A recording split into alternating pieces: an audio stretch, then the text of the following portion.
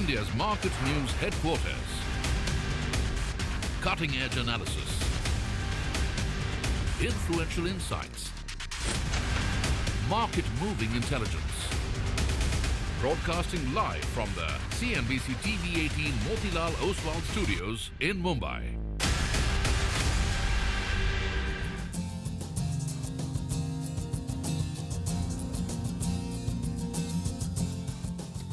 Good morning. You're with us here on a fresh new edition of Bazaar Morning Call. We are coming to you live this Tuesday morning from the CNBC-TV18 Motilal Oswal studios. I'm Prashant Pudbi, my colleague Surabhi and Nigel. Guys, hi, good morning. Good morning. Hi, good morning, guys. And the countdown is on to the fair. And the countdown is also on because the city is all set to bid farewell to one of its favorite gods. It's Visarjan Day here in Mumbai. So, yeah, I think it's that day where Mumbaikars usually have mixed feelings, right? Saying goodbye to Ganpati, but wishing that he leaves all, well and prosperous. And I think, markets may be quiet today, but the streets of Mumbai will be anything but quiet. Oh, yes. Right? I mean, I think, as Surabhi said, bidding farewell, at least for this year, to the favorite god, Ganpati Bappa. And of course, I mean, here's hoping that he removes all obstacles and sort of brings in prosperity for all. So those are some images of the idol. And you will, there'll be festivities on the street and, of course, mixed emotions as well throughout the course of the day. So we'll get you visuals through the course of the day from some of the biggest Ganpati idols as they head out to the sea and other water bodies. So that's essentially the sort of big story here from Mumbai.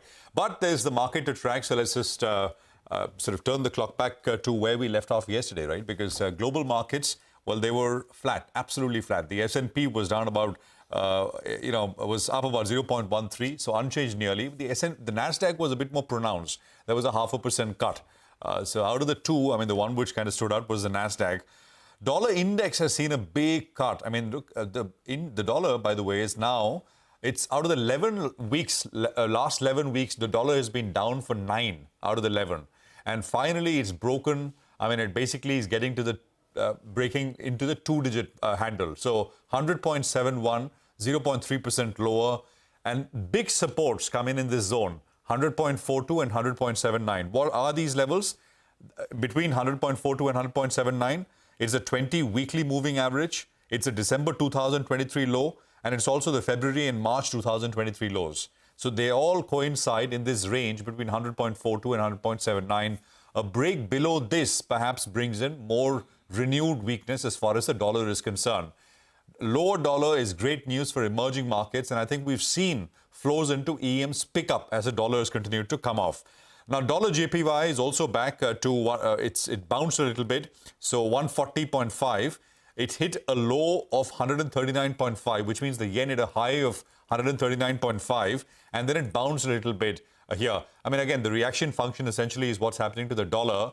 As the dollar keeps going lower, it pushes other currency and important currency pairs higher. Of course, there is the US rates function as well. Oil prices up nearly 2%. We're back about 73. Gold remains near all-time highs, so no big change there.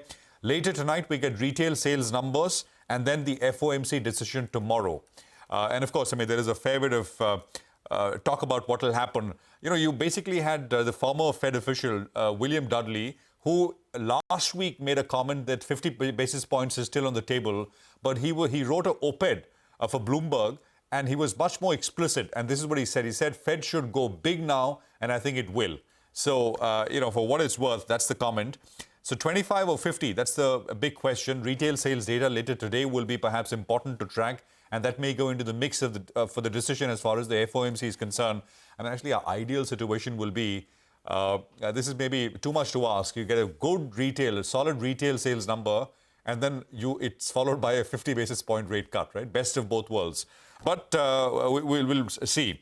Now, for the market, just to circle back and tie in the levels, for the Nifty, the upper end of the ending diagonal pattern, as we put out yesterday as well, is 25,475. We're not very far away from that. On the way down, supports come in at 25,212, which is the 40-hourly, and then around the 25,000 levels.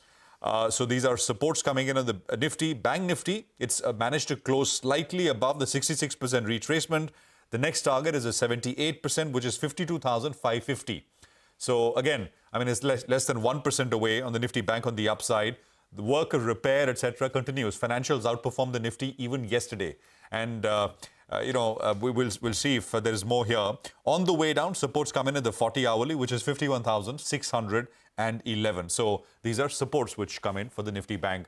Maybe a little quiet, at least for the market, because of the important next 2 days, essentially, the Fed decision. I mean, a cut is expected, and that is generally expected to be good. But just around that event, will we see a little bit of volatility? If you're very, very short term, then you've got to be very mindful of that. The indication is it's going to be a 40-point higher start. Surabhi. Well, Prashant, I guess the Asian market setup is a little confused ahead of this big event because the markets that are trading, they're moving in absolutely divergent directions. There's the Nikkei, which is down 1.5%, but there's Hong Kong, which is up 1%. And a lot of regional markets, remember, they're still sort of closed for those regional holidays. So mainland China is not trading, South Korea is not trading, Taiwan is not trading. It's all eyes on the Federal Reserve. And as I said, the moves are very, very divergent. Just a point on this retail sales data. I'm not sure how much the Fed is really going to read into it. It's the last number before the announcement. But for what it's worth, there is a decline expected. U.S. retail sales for August, the decline expected is 0.2%. If you strip out auto sales, then there might be a 0.2% increase. So just placing that number on the table for you. Let's come here home and look at the fund flow pictures to begin with. For a change, we had FIIs that were net sellers. About 1,600 crores of net sales came through, and the DII number was not that big. It was still good. It was still supportive, about 750 crores of buying. But the FII selling was outstripping the DII buying at least yesterday. I just want to pick up from some of the interesting comments we got from the finance minister, and we'll play this out as the show progresses later on 3 important points. She was speaking at a News 18 event.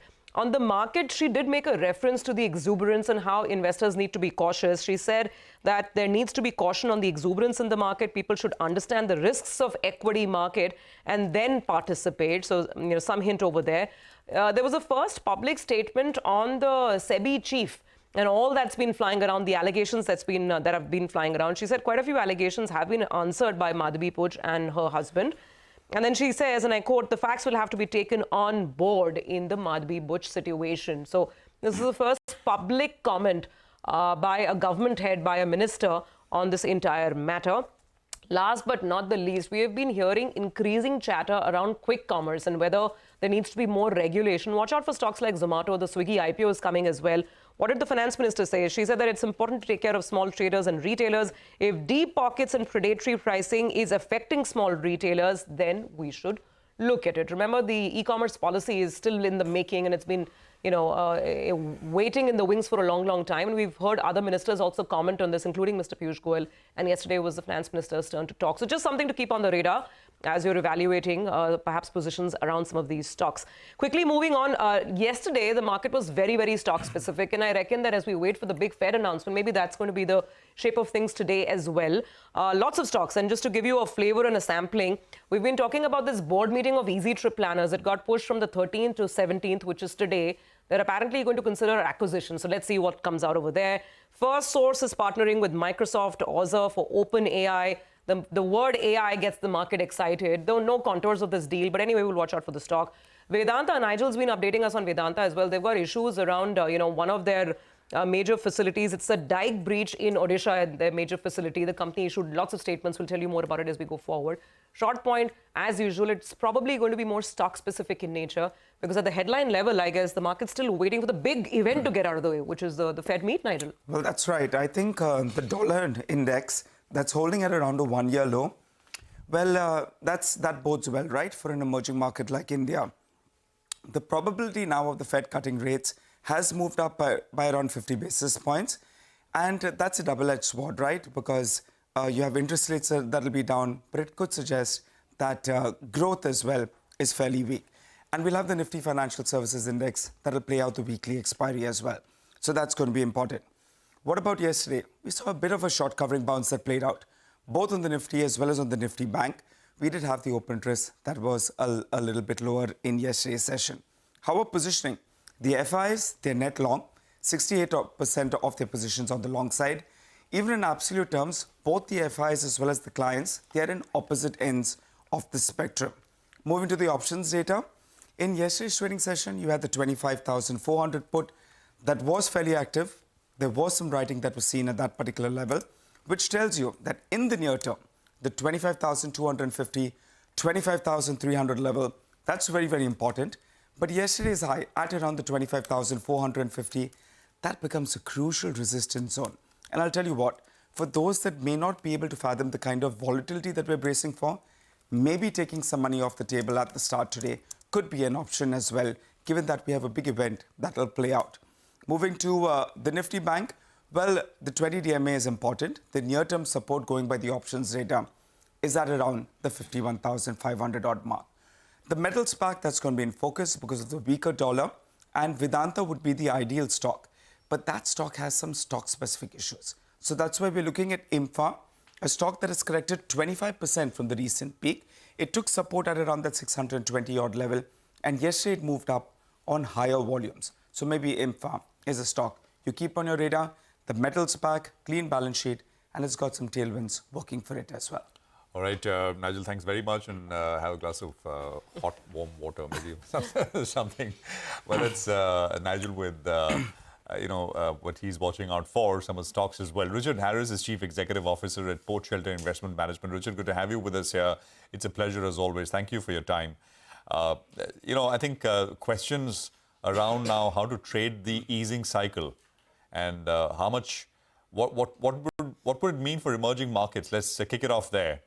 Richard, I was saying yesterday the great thing, I mean, absolutely wonderful thing would be if you get a decent retail sales report and a 50 basis point cut, best of both worlds. I don't know what you think of it, and your thoughts, EMs. Go on. Yes, well, of course, maybe the market's already thought of that, which is why it's done quite well. But I've been saying for a while, I think this this bull market, certainly in the US and Western markets, is likely to continue because the underlying economies are still quite strong. And the Fed looks as if it's moving in terms of reducing rates. I'm not sure it has to reduce rates, and I'm not sure if the amount that they're likely to reduce, even if it's 50 basis points, is going to make that much difference. But it does give a lot of succor to the markets in terms of, how they should be feeling. So all in all, I think that although we have seen a couple of dips where markets have got concerned, if the market does come off, the Fed has got plenty of ammunition to turn it around again, and they seem rather susceptible to suggestions that they do cut rates if markets fall. So I think at the moment we're in a pretty sanguine position, and referring to emerging markets, that's likely to continue because I think what's happening now is that international investors are looking to say, okay, we've had a good run in the US. What other markets are there? Is it Europe? Is it different sectors? I think emerging markets certainly stands out as one of those. The other one is small caps, but emerging markets is the granddaddy of those in terms of sectors. So the picture, I think, from the international side doesn't look too bad. Richard, hi. Great to have you on the show. So if emerging markets are going to start drawing more attention, then which ones do you think will be top of mind? Where does India fare? Considering that China, the data is still very weak, at least at a macro level coming out of that country.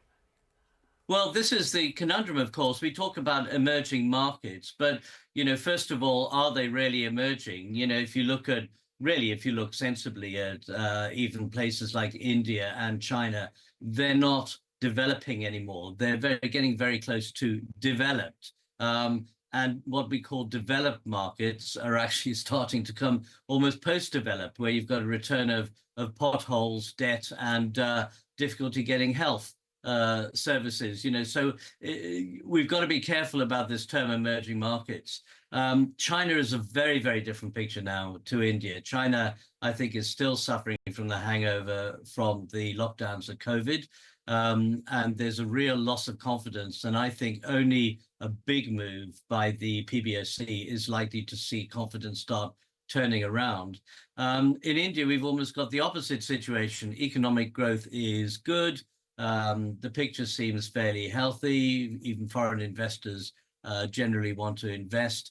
And I think India has perhaps learned from mistakes in the past that if the government or if the authorities tinker too much in the economy, you end up actually slowing it down. At the moment, things seem to be relatively open, and that's why India's at an all-time high. So let me ask you, Richard, where would you put every additional $100, say? Would it be India? Would it be gold, which is still flying high? Would it still be US tech companies? Break it up for us. Well, I mean, as an international investor, the US is still very attractive. You know, there are going to be plenty of stories in the tech sector. The tech sector is the darling of our age. You know, previously it may have been TV. Earlier in last century, it was the auto sector. Prior to that, it was things like shipbuilding and railways. There's always a darling of the sector in a particular era, and at the moment it's tech. So it's very difficult not to be in it. But I'm actually recommending to clients that they actually look to diversify a little bit. I'm not quite so keen on the bond markets, even though we may see falling rates. I don't think they'll fall as much as people think. And then that leaves sectors like emerging markets, small caps, where I think more allocation can be made, especially if you feel that there is going to be a near-term recession in the Western world. So those are the areas I'm looking at, with a special attention to active EM funds, because then they're going to focus more on the individual stocks rather than market cap. Because if you have market cap, then you invest a lot in China at the moment. China's still a little way away from being there. And I think that you need to have an active market process in emerging markets. All right, we'll leave it there, Richard. Great conversation as always. Thank you very much for your time. Appreciate it.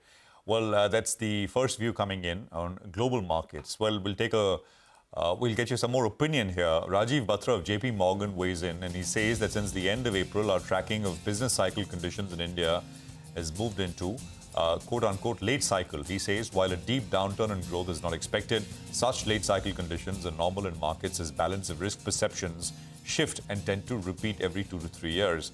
He believes present episode could last another nearly 3 months, which means that the index may struggle for upside over this period internally. The late cycle rotation that has been in play may continue, according to Rajiv. We have a lot of stock-specific action to track today as well, and we'll get to it in our special Top 10 segment in just a bit. We're looking at Samvardhana, Motherson, Vedanta, Edelweiss Finance, JK Tyre, Carborundum, Universal, Sandur Manganese, and Indocount. All of them on the back of positive news flows. SpiceJet and India Shelter Finance could be on the red side. We'll tell you why in just a bit after this quick break. Back in a moment.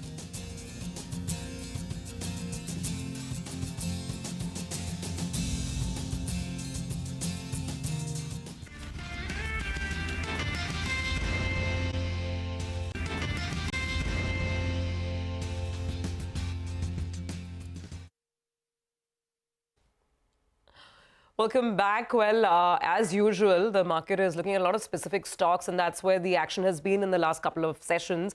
Let's straight away get to our list then. This morning, our team is standing by with a list of top stocks to watch. Guys, thanks for joining in. Vivek, let me kick it off with you. Why are you looking out for Samvardhana and SpiceJet? Well, good morning. You know, two stocks in focus on the back of large QIPs that both of them have announced. So Samvardhana, Motherson is the one that we are looking at first. Remember, our colleague Sudarshan had told you earlier that, you know, the company is in the market to go ahead and raise funds, and most likely that particular fundraise would be via the QIP process. So along expected lines, the company has launched the fundraising process, both to raise funds via both the QIP route as well as a certain proportion of funds will be raised by the compulsory convertible debentures route. So the equity issue size is close to 6,398 crore. The issue price is in the range of 186.3 to 193.7 rupees a share. So that works out to an equity dilution of close to 5% of the total equity. Along with that, via the CCD issue, the company is looking to raise close to 2,250 crore. What will the company do with the funds? The company is looking to go ahead and repay debt, and that will be the main purpose of this particular fundraise. Now, talking about SpiceJet, again, a large QIP announced over here as well. Issue size of close to 3,000 crore, which includes a base size of 1,500 crore and a green size option if the company chooses to do so of another 1,500 crore. The indicative issue price is at a steep discount, almost 61.6 rupees per share, and equity dilution thereby works out almost 38% of the post-issue paid up equity share capital. What will the company do with the funds? Payment of statutory dues, outstanding liabilities, maintenance of existing fleet, as well as employment dues. So as far as SpiceJet is concerned, very important that this particular fundraise goes through. Okay, all right. Vivek, thanks a lot for that. Well, I'm looking at Vedanta. And yesterday the stock did see a sharp correction in trade. That's because the storage pond, which is linked to their alumina refinery, there was an overflow out there, or there was a disruption out there. Now, the street was fearing the worst case outcome because in case the alumina refinery itself got shut, then they would have to buy alumina from the outside market and pay nearly around $100 to around $200 per ton extra. So that was one fear. The second fear is this particular facility has always been in light of the environment groups. So, it could turn the heat on them with regard to that. But the management, we reached out to them and they've given us clarifications. They're saying there are no disruptions with regard to the alumina refinery, which is good. They're operating as of now in compliance with regulatory requirements. So that's good. And they're saying there's no damage and this situation is under control. So the street will draw hard from the fact that the alumina refinery is now functioning. The problem is sometimes these kind of cases escalate because of the damage that's seen out there. So the stock opens up in the green, but we'll have to see what happens from there on. That's what happened. Midday, the news article did come out. And in fact, from there, the stock sold out. So we expect the stock to open up well in the green. Okay, so Vedanta is going to be in focus for sure. Thanks for that, Nigel. Let's go back to Vivek. He's tracking some block deals as well. Vivek, which stocks? Well, that's right. Large fundraisers, large equity offerings are seen. So yesterday, India Shelter Finance, you saw a very sharp reaction in the stock yesterday. So two funds, both under the name of Nexus Opportunity Funds. The fund number 2 sold 1.35% of the total 5.43% that they held in the company. Nexus Ventures 3 Limited sold close to 4.62 out of the total 15.9% stake in the company. Amongst the key buyers, some of the names included ICICI Prudential Life Insurance, SBI Life Insurance, Petronas Research, as well as Goldman Sachs India equity portfolio. And the second stock on the radar, again, in a block deal over here as well, Edelweiss Financial Services, the Employees Welfare Trust sold close to 27.5 lakh shares yesterday. Amongst the buyers was White Oak Capital Asset Management Fund. Under two separate names, they picked up 12.7 lakhs and 14.8 lakh shares, respectively, yesterday. All right, Vivek, thank you very much for that. So that's Edelweiss in focus. Now, JK Tyre and Carborundum Universal are going to be the other two we want to put the spotlight on. Vinny is here with details. Vinny, morning. Good morning. Yes, JK Tyre, we're expecting some positive move here because the shareholders have actually approved the merger of JK Tyre with Cavendish, and the exchange ratio, or in terms of the ratio that is there for shares, we're going to see 92 shares of JK Tyre will be given to every shareholder holding 100 shares in Cavendish. Now, this acquisition of Cavendish had happened for JK Tyre in 2016. This is the merger that will be taking place. So the swap ratio for that is mentioned. Positive why for JK Tyre? Because this gives them synergies in terms of operational synergies, deduction in terms of cost, consolidated sales start improving, distribution in terms of network, and enhancing the shareholder value is something that are key positives for JK Tyre. Moving on, we have Carborundum Universal, also some bit of a positive news flow here, expecting it to be in the green. They will be acquiring 100% stake in a US-based company that is Silicon Carbide Products. This is for 56 crores. This will help Carborundum Universal in expanding its geography-wise improvement in the US market, because SCP has a very good clientele in the US market, so market share improvement there. Geography footprint that will be expanding in the US as well as beyond the US as well. So interesting to watch out for both these stocks. Okay, got it. Thanks very much for that, Vinny. Let's move to Vamakshi now. She is looking at a couple of stocks on the radar as well. Vamakshi, good morning.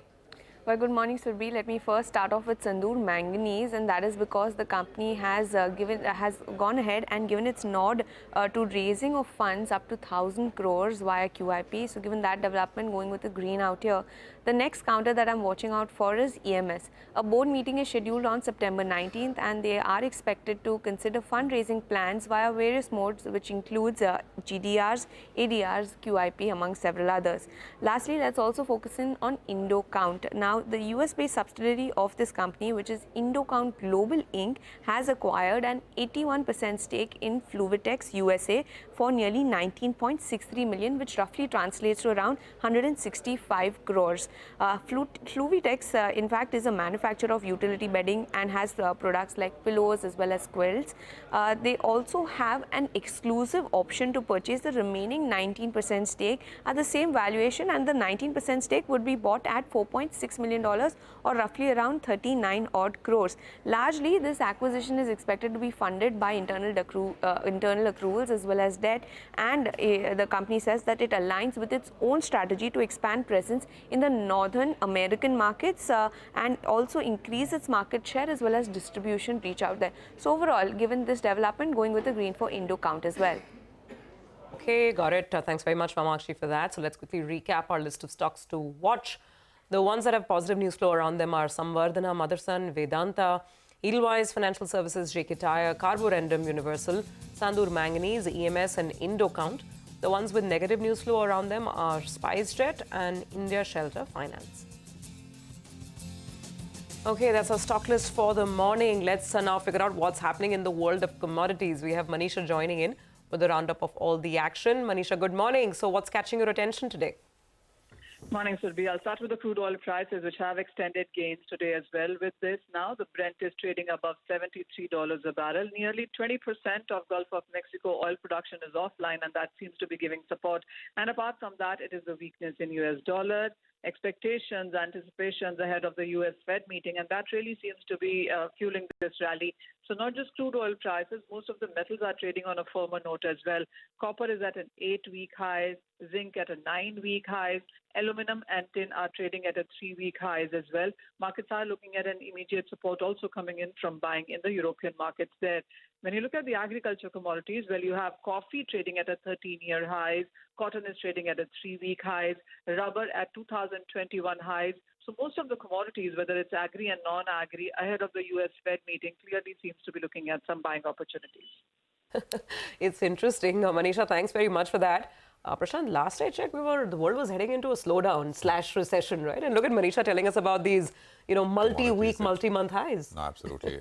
I think the world is heading into a bit of a slowdown, but commodities are looking strong across the board.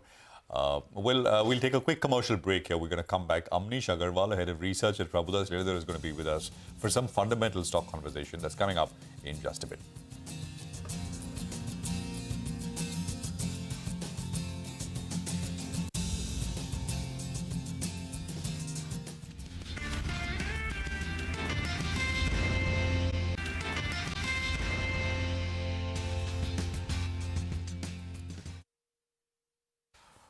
Okay, welcome back. There's 30 minutes to go for the pre-open session to kick off, and we'll look at rates. 26 points, so maybe a little bit of a cool off is what we've seen, but nothing very much else. Amnish Agarwal is with us, head of research at Prabhudas Lilladher. Amnish, good morning. Good to have you with us here. Thank you for your time. Now, yesterday, Amnish, we reported that NTPC Green, which is the renewable arm of NTPC, is in the process of filing papers for an IPO very, very soon. And by the way, they've got big plans. Some 60 gigawatt addition to renewable capacity by 2032, government company, etc., etc. Would you look at NTPC more favorably because of this, because of the value unlocking, which will happen? I'm sure there will be good demand for this. Go on. Yeah, thanks, Prashant. Good morning. The main thing is that renewables are being tipped as the, future of the energy. If you look at NTPC in the last 2 to 3 years, the stock has got massively re-rated. It is nearly 4x where it used to trade at. And part of it is also reflected in that people have been factoring in the valuations of the green business. However, I think once the green energy business, which is, both solar and wind, they got separately listed. I think that company might trade at a premium to where the NTPC is trading today. Obviously, some sort of a value unlocking in NTPC itself can't be ruled out, but I think NTPC Green would be a stock to watch out for, depending upon how they execute and what are their plans for the medium to long term. Okay, all right. Got that. Amnish, by the way, there's some interesting calls on Ola Electric this morning, so I thought I'll bring it up, and we'll have our colleague Vinny give more details. Short point is the two foreign brokers, they've initiated buy calls. Ola, remember, has fallen all the way after the major, listing pop, a couple of days after listing, actually. It's fallen all the way to about 103, 104. And now calls are coming in, looking for the stock to head back towards the zone of 140 to 150, in fact, 160. One of the calls is from Bank of America Securities. They've initiated this buy with a target price of 145. And the other is from Goldman Sachs. Their target, again, they're initiating with a buy. Target is 160. And basically, the brokers are saying that there's still a long way to go. There's penetration and costs of EV scooters is coming down. And that should be good for the company. More details on the specifics later. But short points are very interesting calls coming after the stock has corrected big time from its peak. Amnish, morning. So let's take it up. Ola straight away. It's always a source of great debate in the market. Which side of the debate are you on? You see, as I said earlier, Ola is a typical concept stock. Okay. If you look at all the new age companies, tech companies, there is always a debate. Now, the issue here is that you have entered an industry which has got the strong incumbents like for example, Hero is there, TVS is there, and Bajaj is there.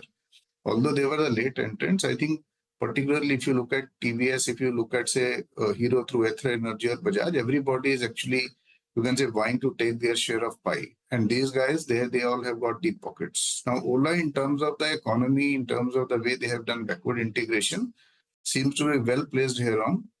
But having said that, a lot will depend upon how the new players ramp up in the coming few years. Because as of now, the two-wheelers, they are confined more on the scooter side and not on the bike side. And bikes are the predominant part of the entire two-wheeler market.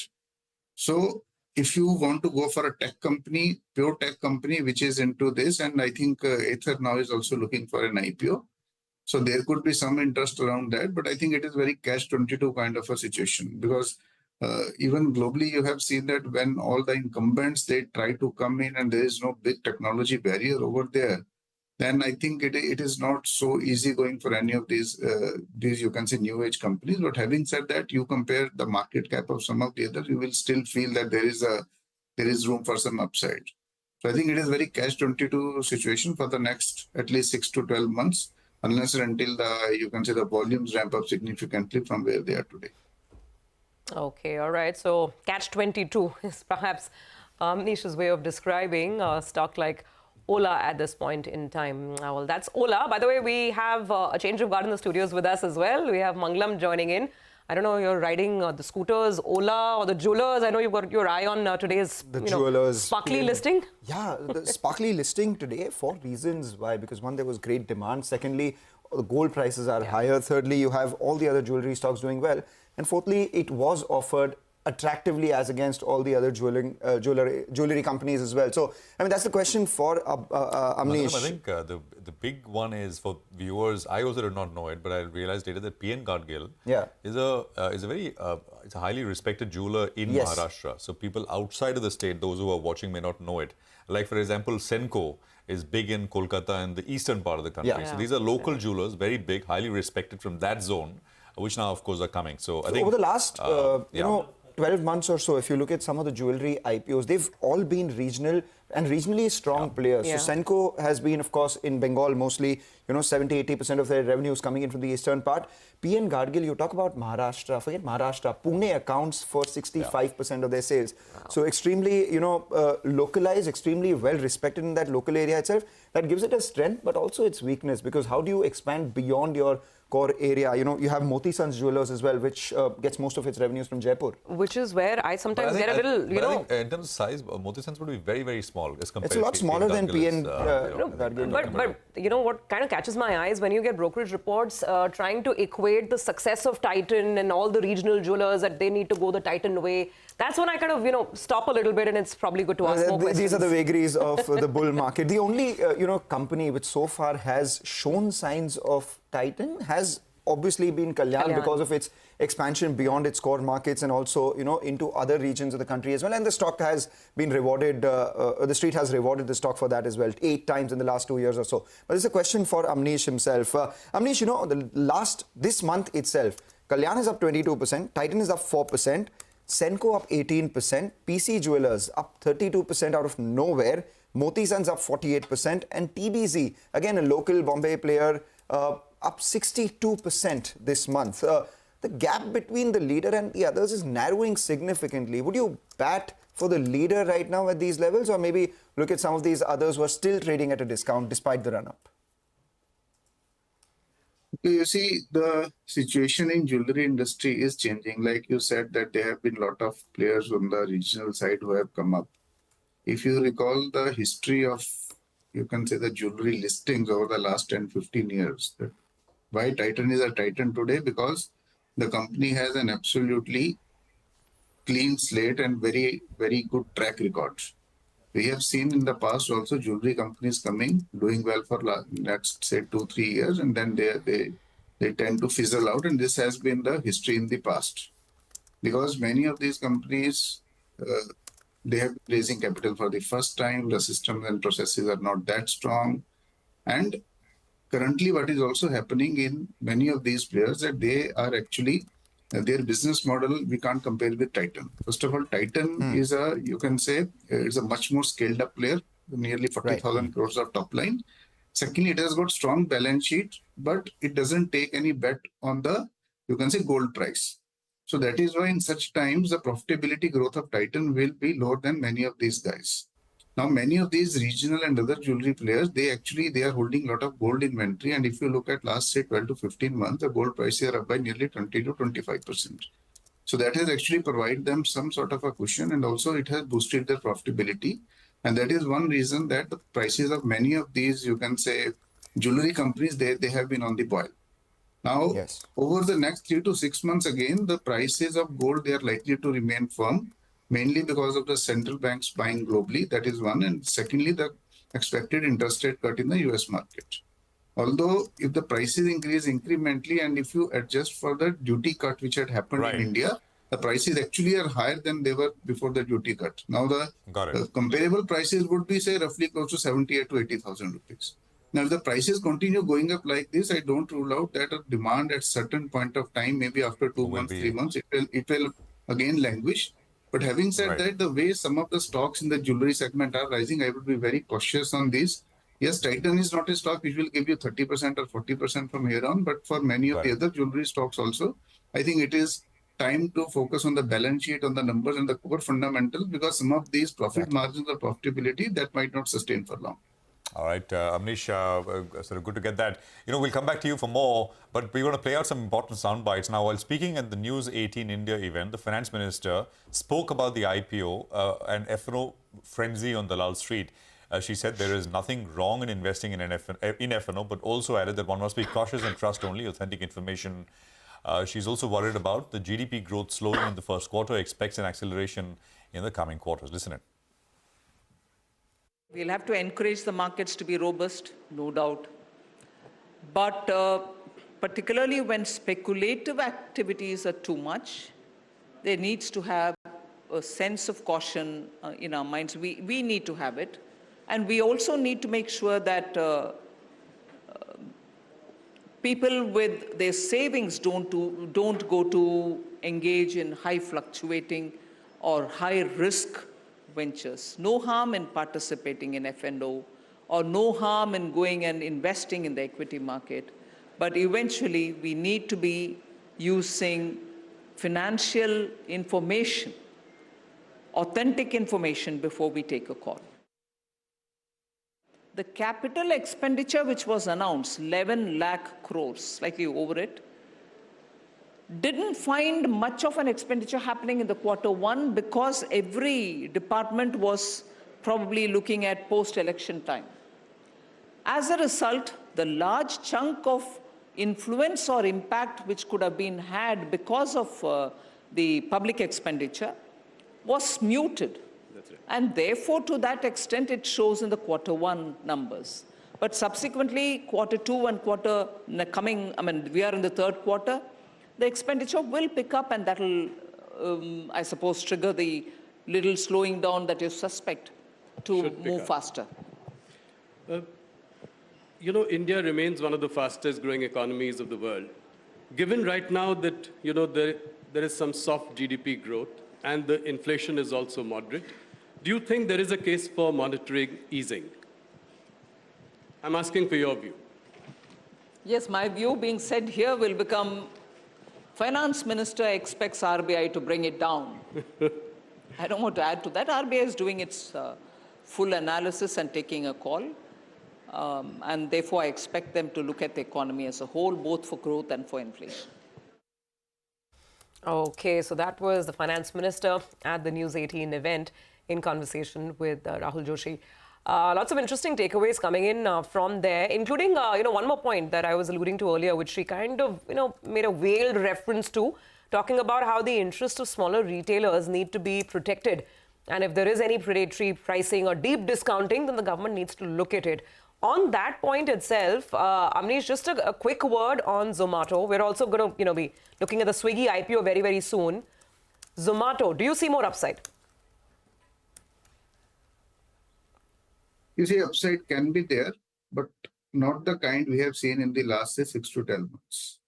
Because clearly now Zomato is a 3-horse race. You are having food delivery, then we are having Blinkit, and then is your ticketing business. Now, if you dissect all three, I think in food delivery, I think a lot of the gains they have already accrued. Now, what the markets are betting on is mainly your Blinkit business, where given the kind of food and grocery market in India, there's a lot of scope to grow. And the third is a ticketing business.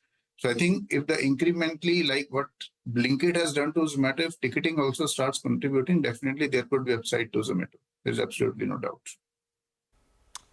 Okay, well, that's the view coming in on Zomato at this point in time. Now, Orit Pharma is the first management on the show today. The stock has surged more than 100% in 2024.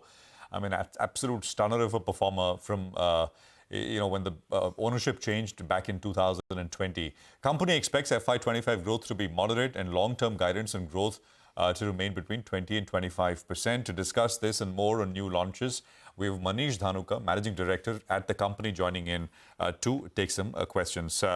Manish, great to have you with us here. Thanks very much for your time.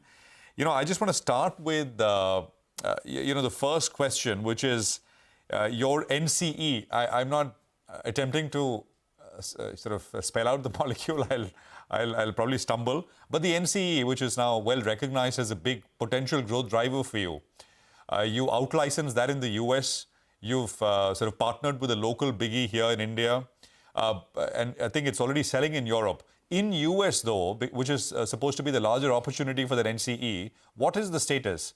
Has the licensing to sell begun?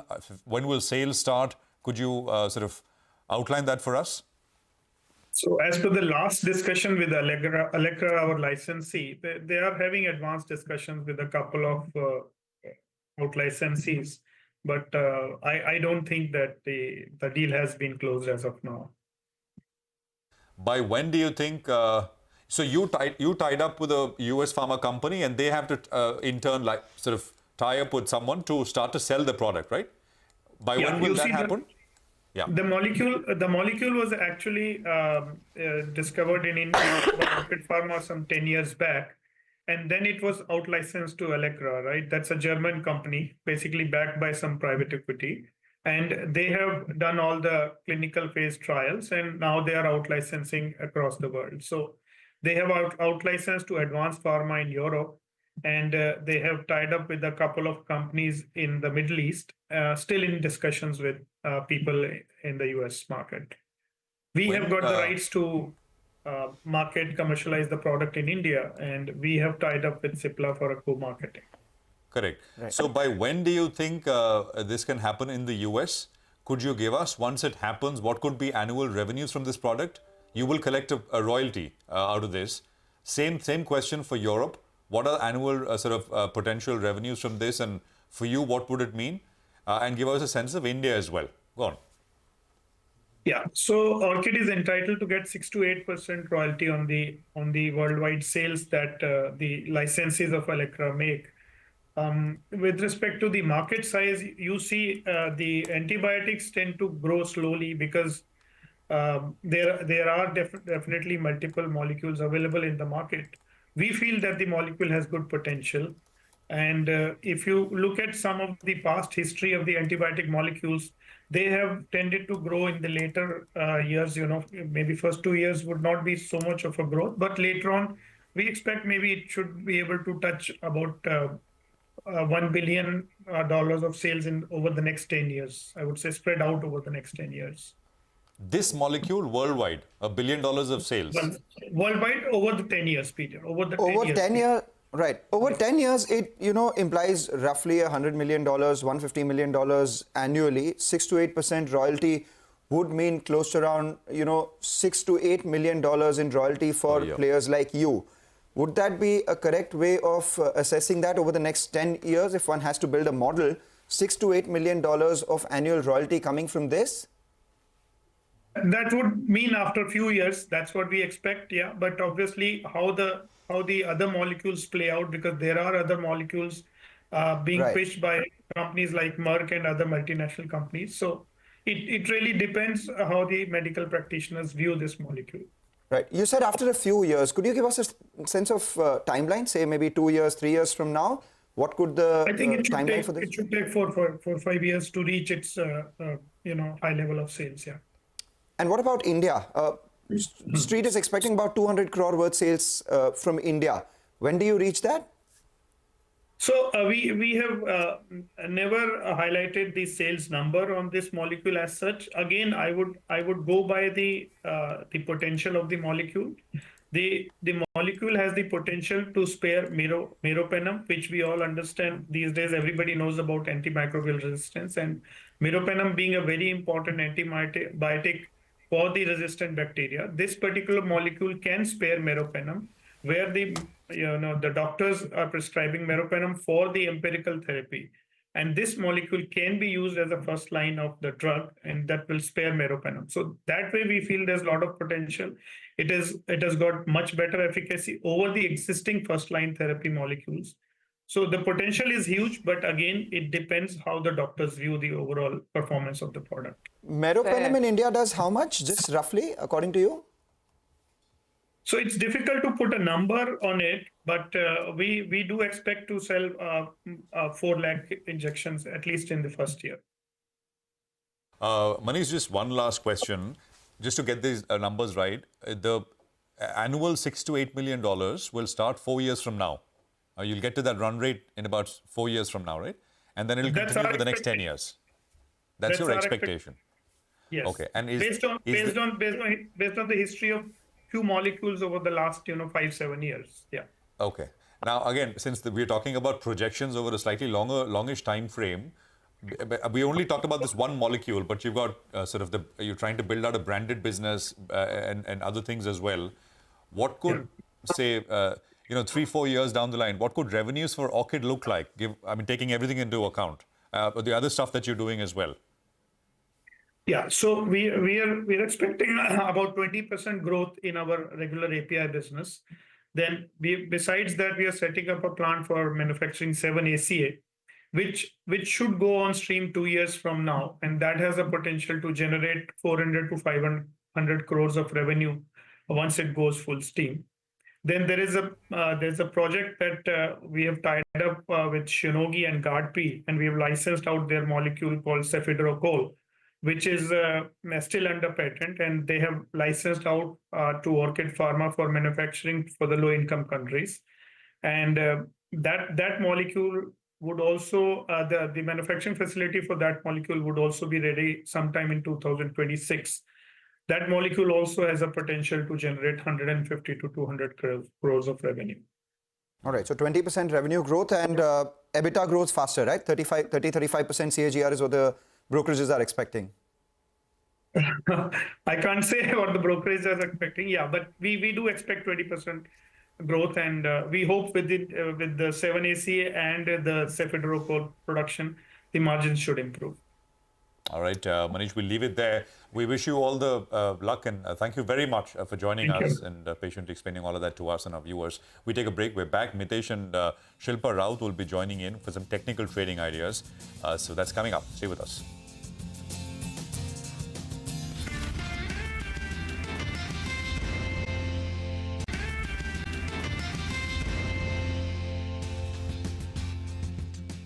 Welcome back. You're watching us here on Bazaar Morning Call. The Gift Nifty indicating a slightly positive start to open things. So good time to get in a tech check. Mitesh Thakkar and Shilpa Rao, both of them join in now. Mitesh, the index was consolidating yesterday, likely to be in this consolidatory range ahead of the big event. Your thoughts on the frontline indices and individual stocks? Good morning, Mangalam. So, I've maintained in the last few days that the Bank Nifty will do better than the Nifty, and we saw the Bank Nifty hit our third target of 52,200 to 50 zone. I think we've taken some profits over there, and then there is one more target of 52,600, 700 pending over there. That range could be tested. But now the intraday charts are getting close to overbought levels, so I'll be slightly cautious. On the Nifty, maintaining a target of 25,500, and on the Bank Nifty, I would suggest take some profits and then hold the balance with trade stop for targets of 52,600. Okay, all right, got that, Mitesh. Let's welcome in Shilpa as well. Shilpa, good morning. What's the index call? What trades are you going with today? Good morning, Surbhi, and thank you for having me on the show. Talking about indices, we see that Nifty actually has met the targets of 25,500, almost there, and now still holding this gains. I believe the index is still well poised to test 25,800 in coming sessions. Of course, a consolidation can happen, but as long as we are holding 25,000 mark, I believe that we are good to see those higher levels. Talking about Bank Nifty has given a good breakout, sustaining above 52,000 right now means that we are heading for higher levels of 53,000 to 53,500 in coming sessions. All right, Mitesh, your stocks for the day? Oh, all right. We'll take a short break, come back. On the other side, we'll get all the stock picks from both Mitesh and Shilpa. Also, we'll get the pre-opening, and with us will be Aditya Vilkar, who's a senior research analyst at Axis Securities, to talk about the metal space and also focus on the dam breach at Vedanta's refinery plant.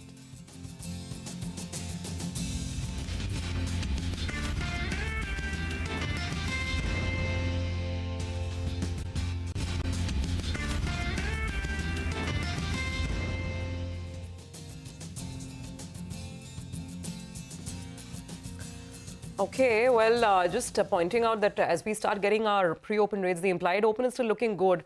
Some of the markets, the larger markets in Asia that are trading, Japan in particular, is really weak. The Nikkei is now down 2%, and the chatter continues to be around the yen, which is now quoting at a level of 140 to the dollar. So that, strengthening story on the yen simply keeps continuing. It fell below the 140 level as well in, in earlier trade, but right now it's around that mark. So that remains a big headline across Asia right now. Let's go back and get some more stock-specific trading ideas from our technical experts as well. We have Mitesh and Shilpa still with us. Mitesh, so individual stocks, what are you going with today? Morning, Surbhi. Marico is something which I've recommended a lot, and I think today also makes on the list. It's a buy with a stop at 686 for targets of 720. Crompton is a buy. It's come down given a correction now at support levels. So buy here with a stop below 441 for targets of 460. A buy on Motherson with a stop at 190 half for a target of around 200. And also a buy on IGL with a buy here with a stop at 519 for a first target of 550.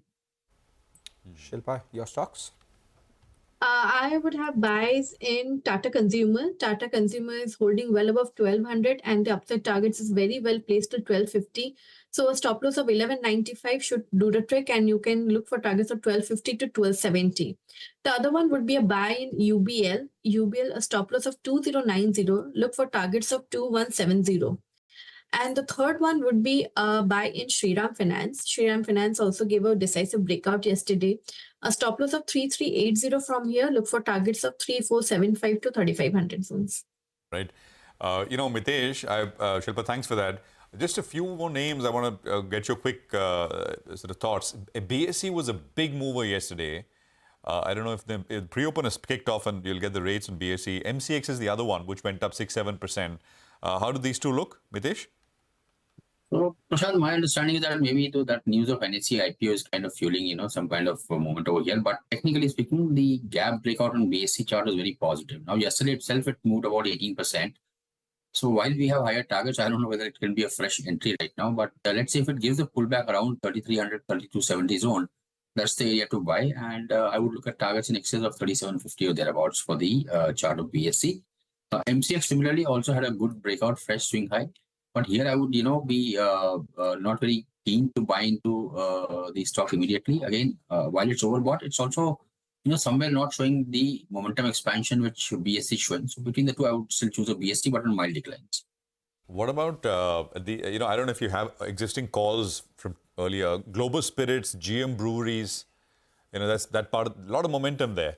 The Alcobev names. And these two went up sharply yesterday. And maybe a quick one on Dixon as well, which went up 7%. So new highs there. Yeah.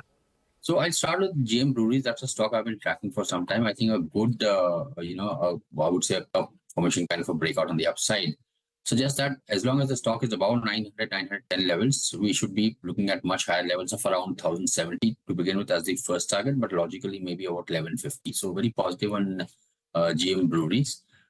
Coming to Global Spirits, I think that's a stock which is showing good pattern on the long-term charts, and the earlier monthly highs in 2022 were around 1535, 1540 levels. So that's my target over there. So I still believe there's good upside left.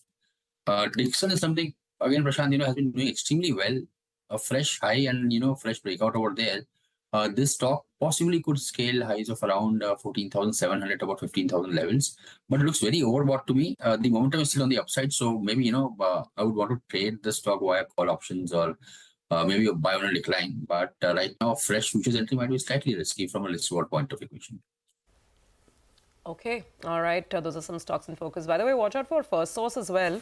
We were mentioning that in the opening commentary itself, that First Source, and the moment the word AI, comes in the picture, and here it's Microsoft or the OpenAI, the market gets excited. There's a tie-up. We don't know the commercial sort of consideration involved, but there is a tie-up with Microsoft that the company's entered into, and the market's quite excited about that. That phase of technology, right? Every time, back in the day, you had software, so companies would name themselves after some software or the other. Yeah. Then you had the platform boom, where companies named themselves after platforms. They kept calling themselves a platform company, and now it's artificial intelligence. Won't be surprised to see a lot of these, tech companies, a lot of mid-cap tech companies add an AI suffix. Change their name and add an AI suffix as well. But let's move on to old economy. Vedanta was in focus in yesterday's trading session. There was a breach of its process water storage pond at its Lanjigarh alumina refinery in Odisha. The companies said that the situation is fully under control and there are no disruptions in the current operation. So to discuss this and more on the metal sector on the whole, we do have Aditya Velekar, who's the senior research analyst at Axis Securities, joining us. So Aditya, first up on Vedanta itself, yesterday when the news came by, the stock was doing well. Thereafter saw a bit of a sell-off on worries that this may escalate. But now there has been some sort of clarification coming in from the company. Things not to worry right now, but you never know what happens, right? So from that standpoint, how are you looking at Vedanta in particular? Yeah, good morning. So the clarification from the management is a kind of relief, I will say. But we will still follow the story and we'll see if there are any one-time expenses if the company has taken future. But so far we will go with what management has said, and there has been no damages and no breaches. So that's a relief as of now. How much does it account for in your overall scheme of things for Vedanta? Fundamentally, the stock is having a good amount of unfolding of story to take place. So they are integrating their aluminium division, their raw material for bauxite, coal, and alumina expansion is happening. So the aluminium cost of production is expected to go down from current $1,700 per ton, and they have an aspiration to bring it down to $1,550 per ton. And they are increasing their aluminium production from 2.4 to 3 million ton, and for that they will be integrating their alumina. Currently they are consuming the captive consumption is 40%, so that will increase to 100%. The coal will also get fully integrated to 100%, and bauxite sourcing will also, the bauxite imports will also come down from 50% currently to 7%. So all this story will unfold by FY 27-28. So that amount of tailwind, and further the demerger which will happen. So all these tailwinds are still in the stock, and aluminium will be one of the biggest divisions of the company going forward. And for aluminium, we see the fundamentals are still in place. The Fed rate cuts, then the alumina prices are quite high, so that is providing support to aluminium prices. So aluminum prices are now trading in the about $2,500 per ton. So overall, in the long term also, aluminum as a metal has a good amount of tailwind provided by these renewable theme, the electric vehicle and all those things. So as compared to steel, aluminum is a good place to be invested in, and Vedanta offers that kind of opportunity in the long term. Okay, Aditya, just, I mean, we don't want to be speculative here, but just to, get a handle on this, you said right now captive sourcing of alumina is 40%, right? Yes. From Lanjigarh. Now, for whatever reason, just in case, if for whatever reason this escalates and there is any kind of a temporary stoppage at this facility, just trying to understand, I mean, what would it take to source alumina, additional alumina from the external market? How is pricing playing out and what could be the possible hit? I mean, just worst case scenario. Yeah, so currently alumina prices in the external market, they are trading at a very high level. The spot alumina prices are in the range of $570 per ton. So this is due to the supply shortage due to several reasons. One of these is the supply dearth from Rio Tinto and then some domestic bauxite issues in China. So alumina prices are at a higher level. So if they have to source more alumina externally, then that will put some amount of pressure on their cost of production of aluminium. You're positive on the stock? What's your target price?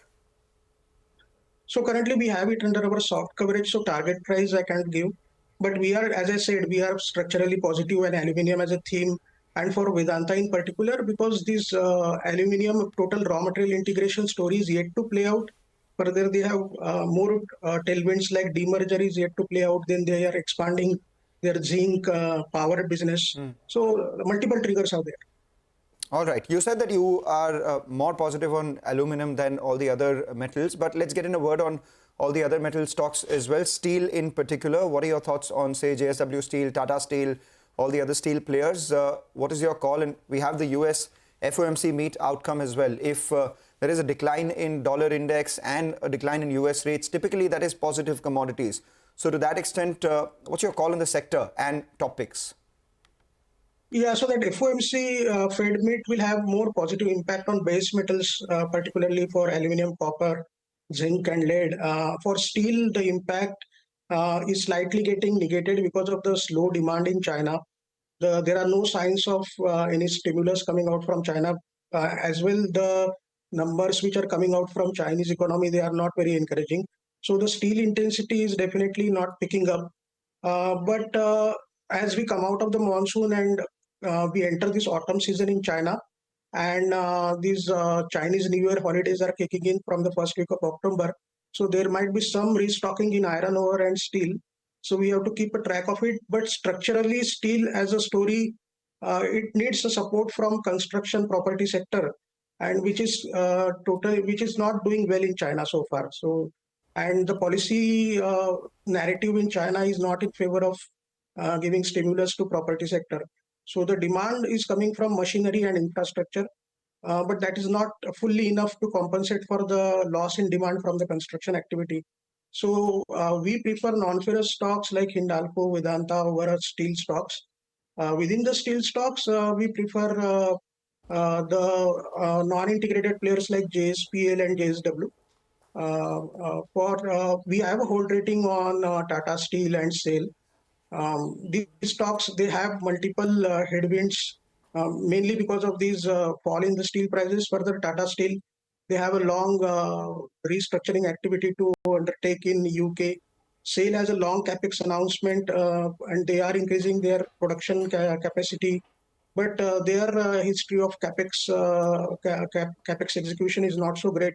So, in the backdrop of the fallings in the subdued steel prices, we prefer JSPL and JSW. And as I said, in non-ferrous, we prefer Hindalco and Vedanta. Hindalco, Vedanta, JSW and JSPL. Thank you so much, Aditya, for joining in and giving us your views on the entire space. We take your leave on that note. And speaking of one commodity, let's move on to the other one. And this is with regards to gas and City Gas Distribution Company. Sonal joins in with a UBS note and what it's saying. Sonal. Well, yes, UBS is very bullish on IGL and MGL. They have increased target prices on both these names. Let's start with IGL, where they have upgraded the stock to a buy from a sell. The target price has been increased to 700 versus 400 rupees a share. They are talking about inorganic growth opportunities for the stock and the company as well, which have not been priced in yet. They expect volume growth to improve from about 4% on a YOY basis to 8.2% in terms of CAGR over the next 3 fiscal years, and infrastructure expansion and the new geographies that the company is tapping in outside NCR is something which will aid volumes. Potential M&A opportunities, as I said earlier, according to UBS, is not priced in the stock price. For MGL, they've increased the target massively as well to 2,400 versus 1,600 rupees a share right now. The volume trajectory could continue to surprise positively. They made an acquisition, and that is something which will start aiding in volumes going forward. They've raised FY 25-27 volume expectations by 7 to 11%, EBITDA per SCM expectations by 6 to 11%, and they also say they're factoring in the potential M&A opportunities. So they are quite positive on both these stocks when it comes to expansion, the inorganic opportunities, and volume growth from here on. All right, Sonal, thank you very much for that. Well, Ola Electric is the next one because there are two brokers who've initiated coverage and with a positive view. Vinny is here with details. Vinny, morning. So yes, surely positive view coming in for Ola Electric from BofA as well as from Goldman Sachs. Now, BofA, they've initiated a buy call, target price of 145 rupees per share. They believe that obviously Ola is among the highest in terms of market share, that the player in an electric two-wheeler has around 40% market share.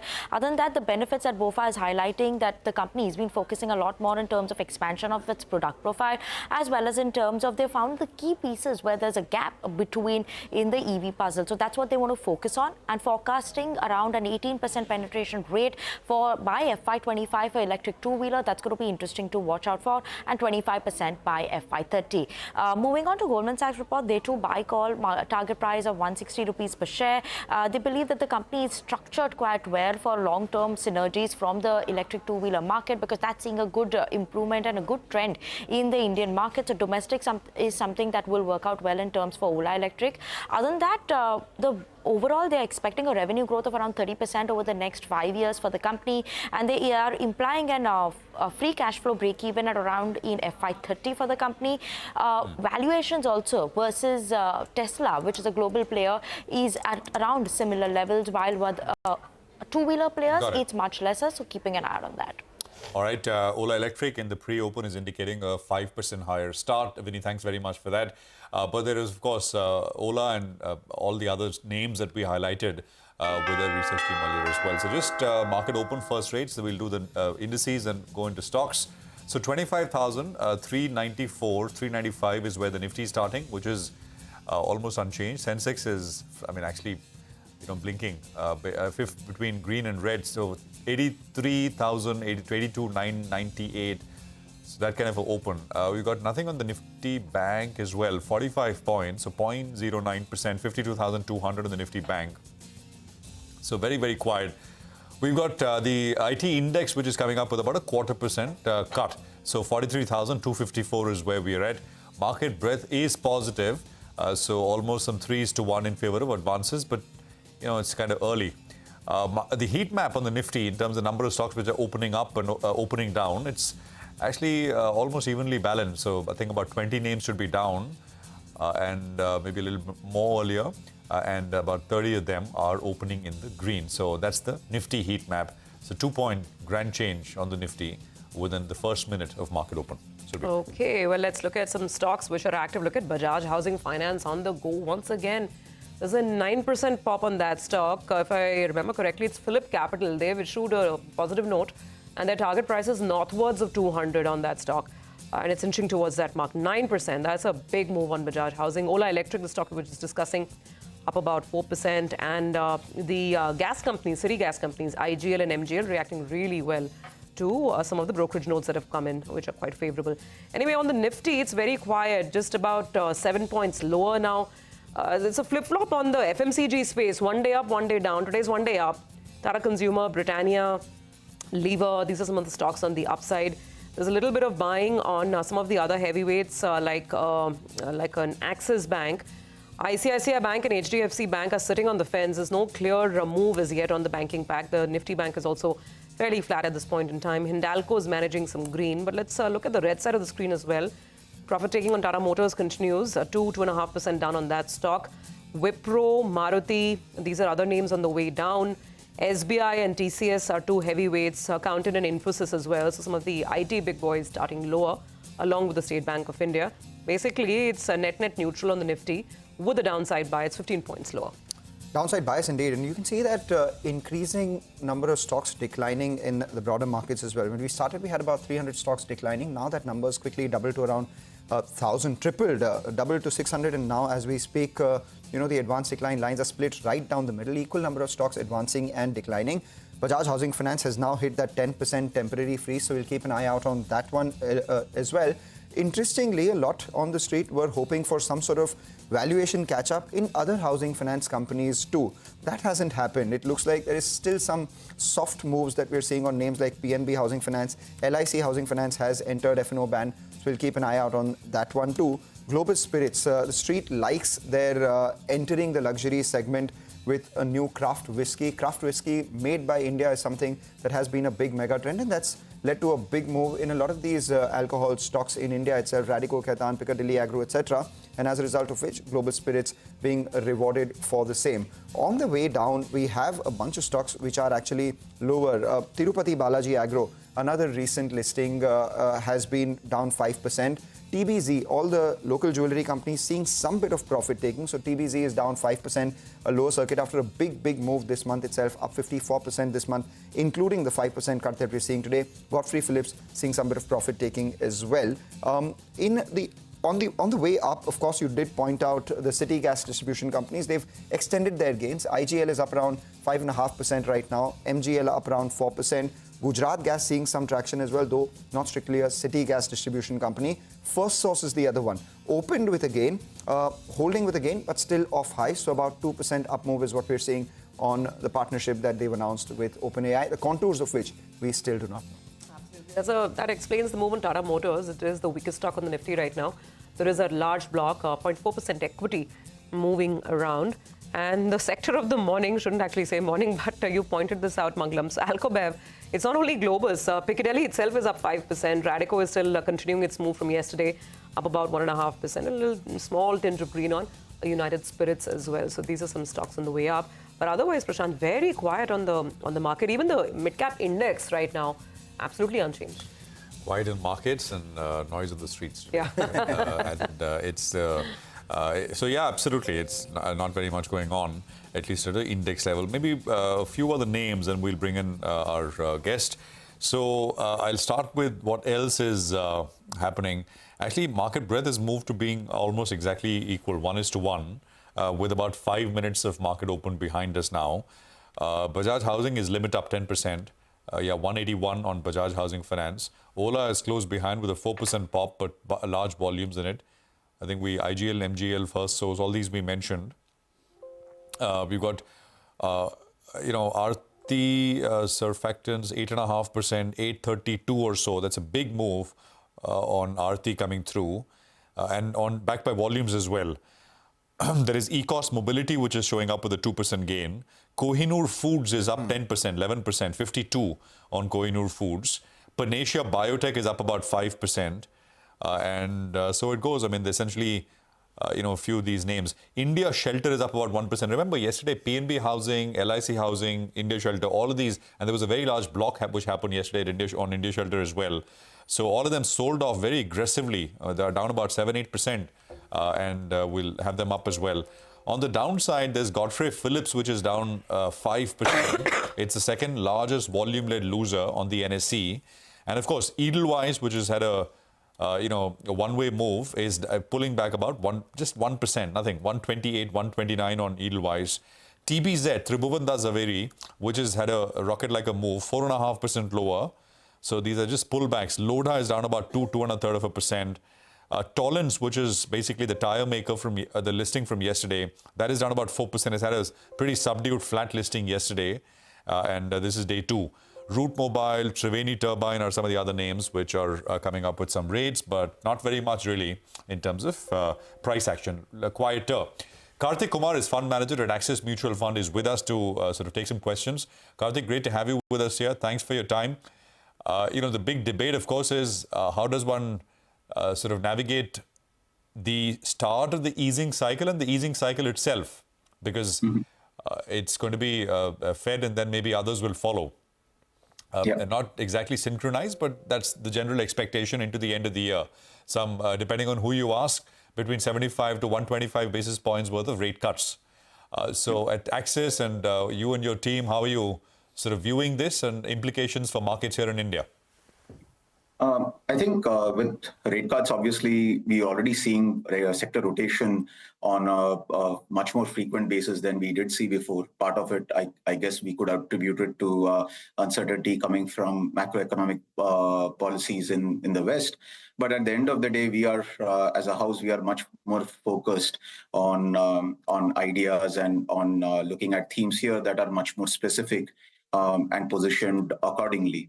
But what you're seeing in the markets is essentially over the last couple of months is it's been consistent in the sense that the breadth of the market, or rather the spread, like the case today, where the outperformance of mid cap and small cap to large caps have narrowed compared to what it was the case, what was the case previously, and also sector leaderships and from strictly speaking from a quantitative framework, style leaderships have also evolved over the last 3 months. So we are positioned accordingly to that, and more from a bottom-up perspective and less so from a top-down angle. Okay. Yeah, so sector rotation and some change in leadership, that's we're beginning to see some signs of that, Karthik. Good to have you on the show, by the way. Good morning, Surabhi here. So, the basic question that came to mind yesterday after looking at the Bajaj Housing Finance listing is, is the market still willing to pay top dollar and digest those kind of levels for stocks where there could be promise? What is your sense? I mean, for a housing finance franchise, would you be willing to pay, 6 times, 7 times? Are we back in that zone? It seems like, based on what the data we've anecdotally seen, we are back in that zone. But essentially, if you look at what's been working over the last 2 or 3 months, as you rightly pointed out, we are seeing sector rotation. And the other thing we are seeing is a switch back to quality, where the market's focusing back on some of these low beta names as a theme, or even looking back at stocks and sectors where your ROEs are structurally much better. And so the focus has come back to a bit more quality over the last 2 to 3 months, whereas your styles that were leading previously, which was growth and valuations, have kind of taken a backseat for now. And that is evident even when you look at it from a sector perspective, where be it FMCG or pharma or IT, those sectors have kind of done well over the last 3-4 months, whereas the leaders from the prior 3 months or 6 months have kind of taken a halt here. Well, you spoke about quality, and we are seeing a bunch of stocks doing well, as the hotboard on the screen also suggests. The only sector which is seeing the most amount of gains right now is FMCG. Was under pressure in yesterday's trading session, routine profit taking, one may say. I just wanted your thoughts on this quality versus all the others battle itself in the market right now. Because while quality did not see a multiple re-rating, it was already at premium valuations. The others started to rally, and as a result of which that valuation differential got narrowed. To that extent, does it make quality attractive largely from a valuation standpoint, or more is it more of capital protection that you're looking at, given the sort of up move that we've seen in a lot of places? I mean, you're absolutely spot on in the sense that quality was expensive a couple of years ago. Just to put this in context, quality has had a rough ride for almost year and a half now. So to that extent, the other styles or the other areas of the market have caught up in terms of valuation. And quality, given its nature, will always trade at, I would argue, would always trade at a premium to general markets. So the larger theme in the market has also been catch-up, whether be it at a stock level, sector level, or at a style level.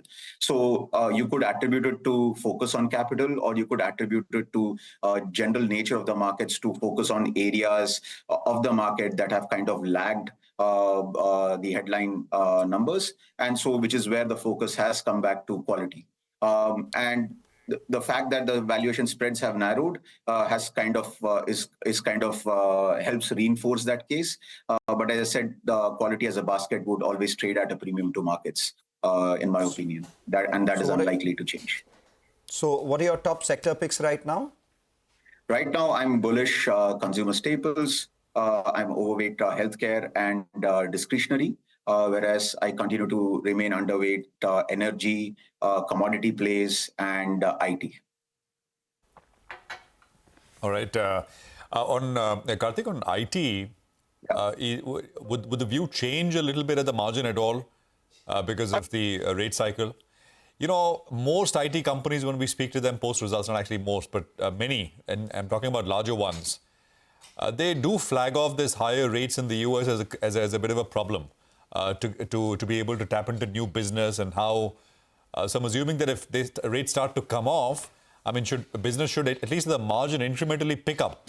Wouldn't that reflect for you as an investor as well? So on the margins, I've kind of reduced my underweight positioning in IT.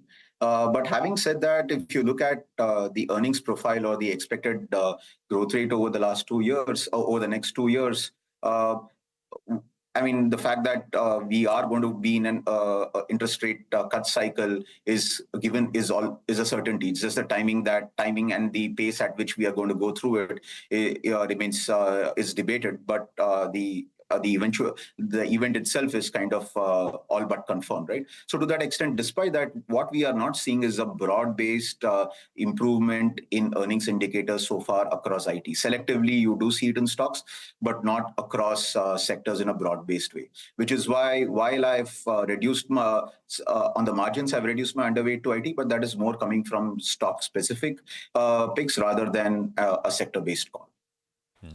In terms of just market, again, this is because rates are starting to come off. What does it mean for smaller businesses? Do smaller rates mean at the margin are much more positive for smaller businesses to be able to access funds? And I mean, it means a lot more, right? Larger entities can access funds anywhere. So for the small and mid-cap universe, as we go into the next, say, 6 months, 8 months, what does this mean? I think it also depends on under what economic context are we talking about in terms of the rates coming down. If it's a soft landing, then it could mean all that you said for all things positive for mid caps and small caps.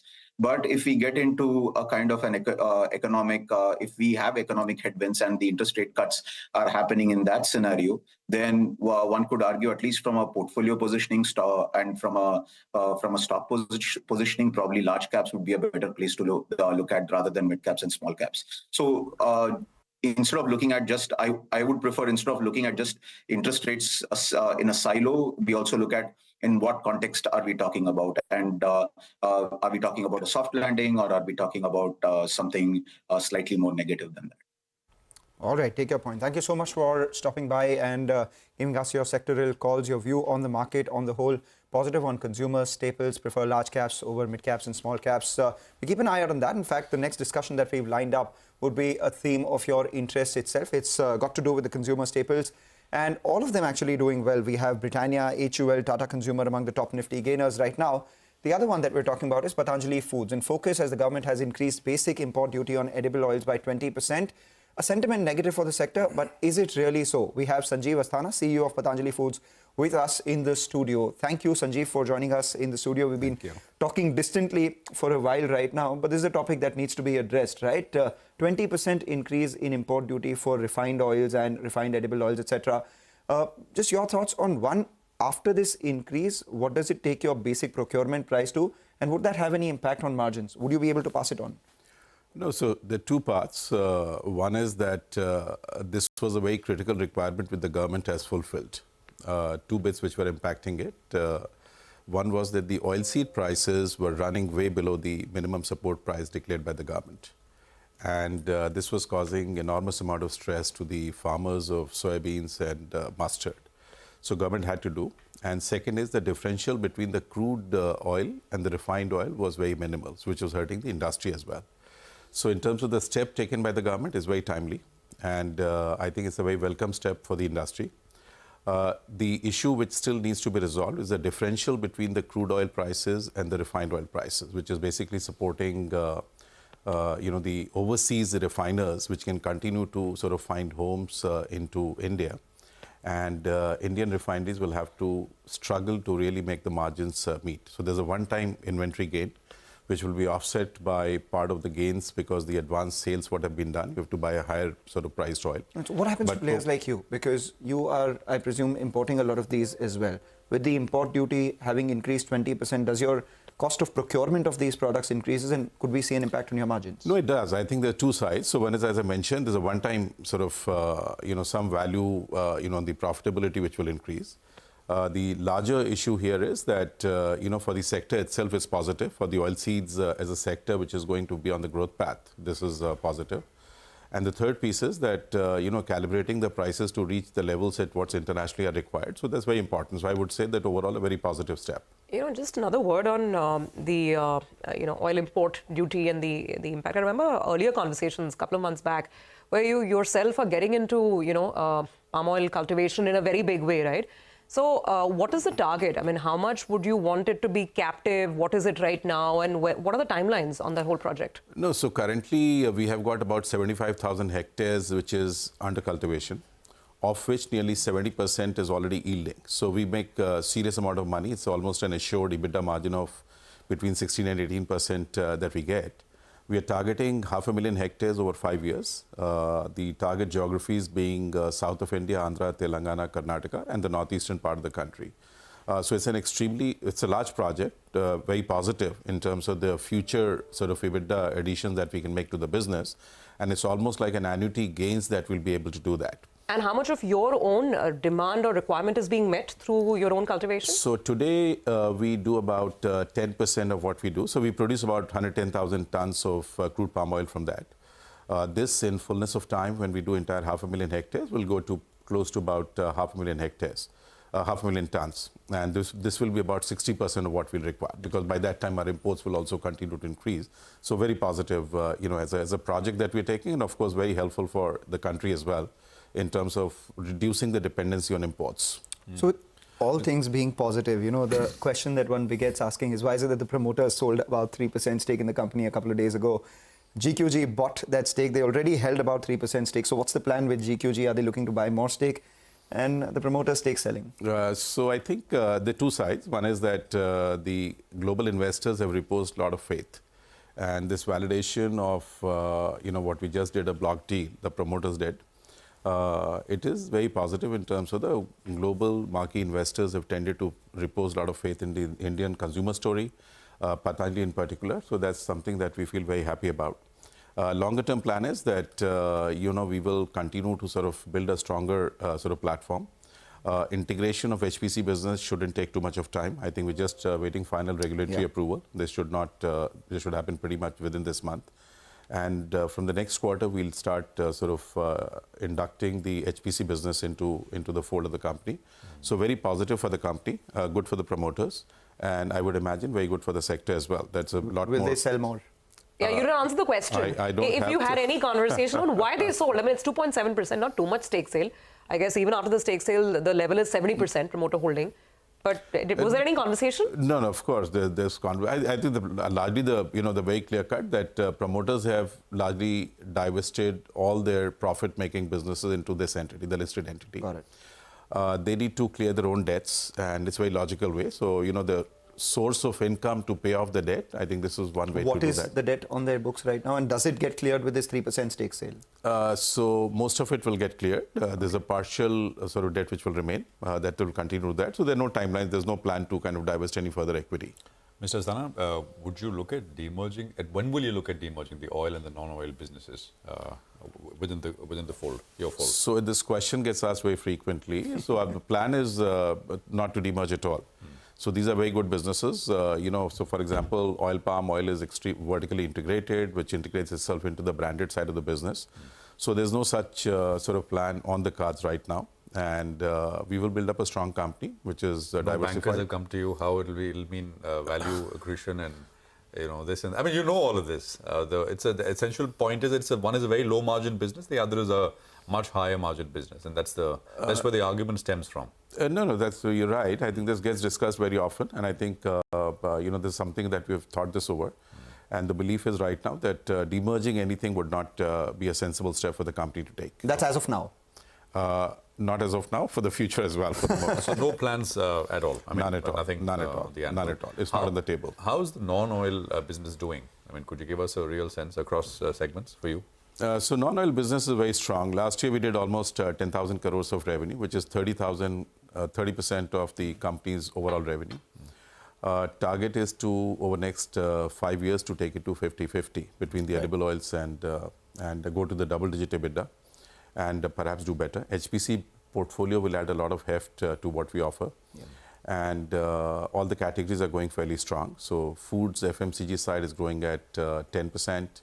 HPC, the target is that we'll grow at 15%. The edible oil category is growing at between 3 to 4%, which is where we want it to stay as well. And so overall, we are feeling pretty positive. So on all the parameters, in terms of return on equity, the overall absolute profits that we are able to generate, return for the stakeholders, the overall aggregation, it's a good story. So tell us one thing. I mean, you did, in FY24, you did revenues of just under 32,000 crores. Margins, ballpark, around 5%. You're talking about all these other engines firing up, HPC, building margins over there, the plantation business being more accretive for the EBITDA. So FY25, and more importantly, says FY26, once the integration is done, what are we talking about in terms of top-line growth and lifting the margin profile itself of the listed blended entity, Patanjali Foods? Our target is to keep adding 1 percentage point to 1.5% every year, financial year, to go towards 10% double-digit EBITDA. Got it. So the story, the sort of the trend line that we want to make sure that we get closer to 6.5% next year and continue pushing thereafter. And we feel pretty confident with the FMCG businesses doing well. Oil, from the last 5 quarters of sort of disturbed situation, last 2 quarters we've seen a positive sort of play. Markets have stabilized. So overall, we feel pretty confident of the projection. So 6.5% this year, right, on the margin?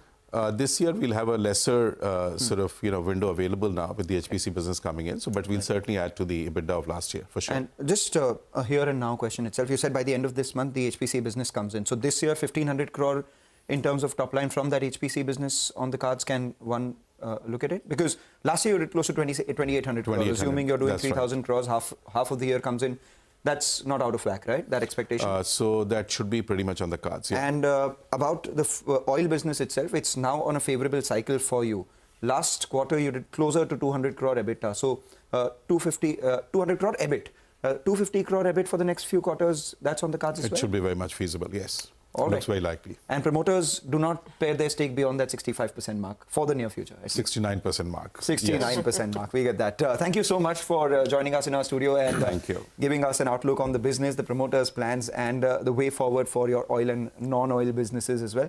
A pleasure speaking with you. So that was the management of Patanjali Foods, indicating that they will increase their margins by about 100 to 150 basis points annually. This year, 1,500 crore revenue from the HPC business. For the next few quarters, 250 crores in terms of operating profit coming in from their oil business as well. Promoters not looking to sell their stake beyond that 69% right now. Take a short break. On the other side, we have another conversation lined up for you. This one with the CEO of Dr. Lal PathLabs.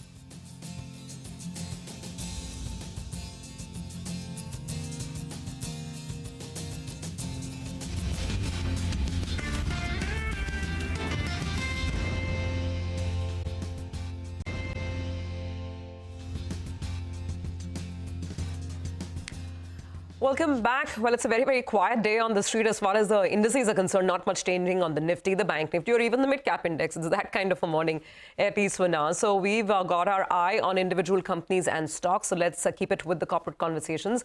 Dr. Lal PathLabs is now in focus. The stock has gained about 30% in the calendar year so far. The company says there are no plans to take any price hikes in FY25. Revenue growth is expected to be above 10%. To talk about the business outlook and the way forward, we have Shashank Banerjee, CEO of Dr. Lal PathLabs, joining in. Mr. Banerjee, good to have you on. Thanks for being with us. First things first, want to talk about business for sure, but now this whole monkeypox threat, I mean, we keep hearing about this as well and the new guidelines that are kicking in. First and foremost, I mean, is there anything that you're noticing? And I don't know if the testing is right now open to a lot of the private labs like Dr. Lal. Just tell us the latest on this. Yeah, good morning.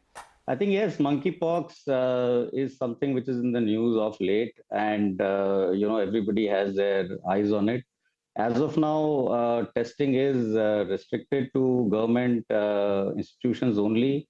And I think as and when, and I think the government has said also quite clearly that right now there isn't enough cases, etc., to really worry about it. But I'm sure that, if there is something like that, they would open up to private diagnostic companies later. But that is completely dependent upon how the government looks at that. So as of now, we are also, watching it on the news and keeping a track of it. Sure, fair enough. So yeah, let's just hope the situation remains under control. Having said that, let's get back to business and what you've outlined so far for the year, this idea of about 10% growth. Tell us what is driving the business as of now, which segments, and also why only 10%? Now that we're almost done with the second quarter, do you get the confidence that growth levels could be better than this? So, we had put a bit of context on growth for FY25 specifically. I think FY24, we ended the year at about 10.4% growth. And a part of that growth was also, driven through a price increase that we had taken in February of the year before. So close to about 3.5% of that 10.4% actually came through a price increase. So what we have stated, for the year FY25 is we want to do slightly better than what we did, 10.4%, but without having to take a price increase. And that's what, we are all working on. And that is kind of, giving the confidence back into the system that, the kind of underlying business growth can become robust. So that is really what we are trying to work on. I think what we also saw last year was that, there was this whole overhang of COVID and, non-COVID tests related to COVID. So there was quite a lot of, base fluctuations that we have seen. So I think we really need to see a few stable quarters and one maybe financial year before we can start looking at maybe, future projections beyond that level. Okay. Mr. Banerjee, hi, good morning. Prashant here. Good morning. Good morning, Prashant.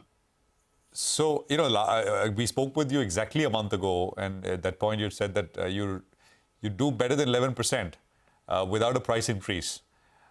So we look forward to that, and maybe once this quarter is done and you've reported numbers, you'll up the guidance in that sense. Could you tell us how's Swasthfit been doing? Because that's been the big driver, bundle testing. It forms about 24% of your top line. Just give us a sense of whether momentum is strong there. What else are you doing in terms of product initiatives? I think first things first, what we have been saying consistently is that for FY25, we will do better than what we did last year. And obviously, the target would be to see whether the financial year we can do 11%. I think that's what we would be targeting internally without having to take a price increase. So I think that's, and we were talking about the full year because, quarter on quarter, there could be variations, multiple reasons why variations happen. I think our business is best to look at the full year performance and, the growth numbers, etc., on a full year basis. So that's what we have said, and we continue to talk about that itself. That better than last year in terms of growth. Last year we did 10.4, not without having to take a price increase. I think that's what we are all aiming for. Coming to Swasthfit, last financial year, Swasthfit was about 22% of our overall revenue portfolio. First quarter, we did about 25% of the portfolio revenue was the Swasthfit.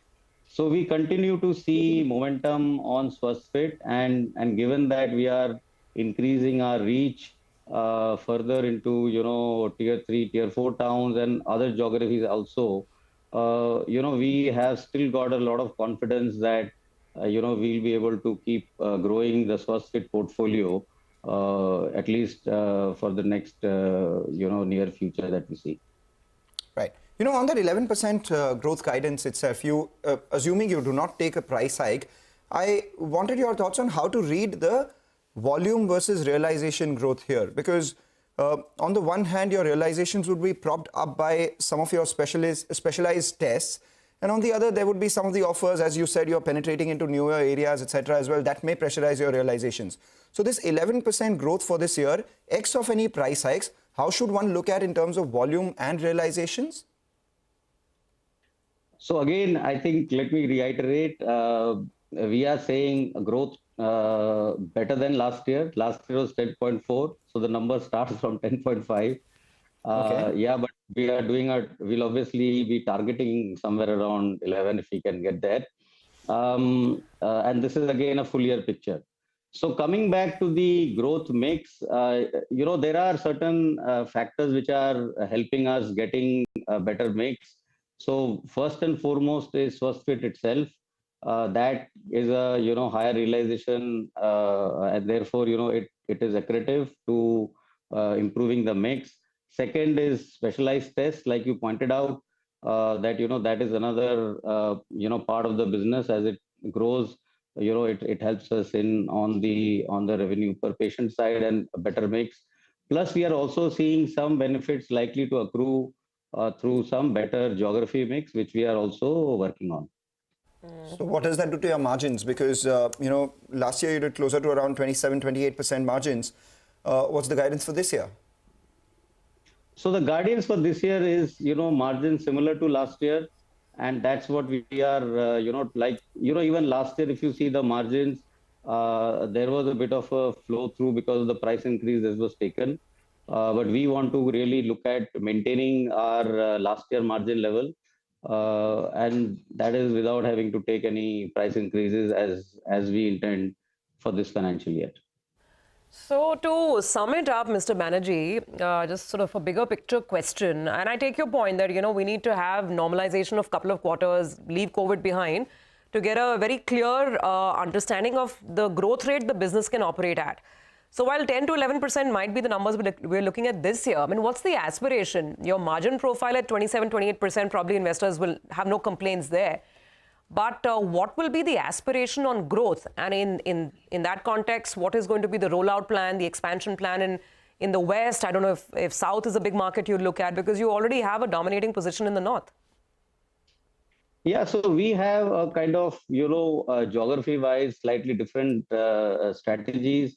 So North and East, which is our, core markets, there we are going quite deep in terms of our expansion.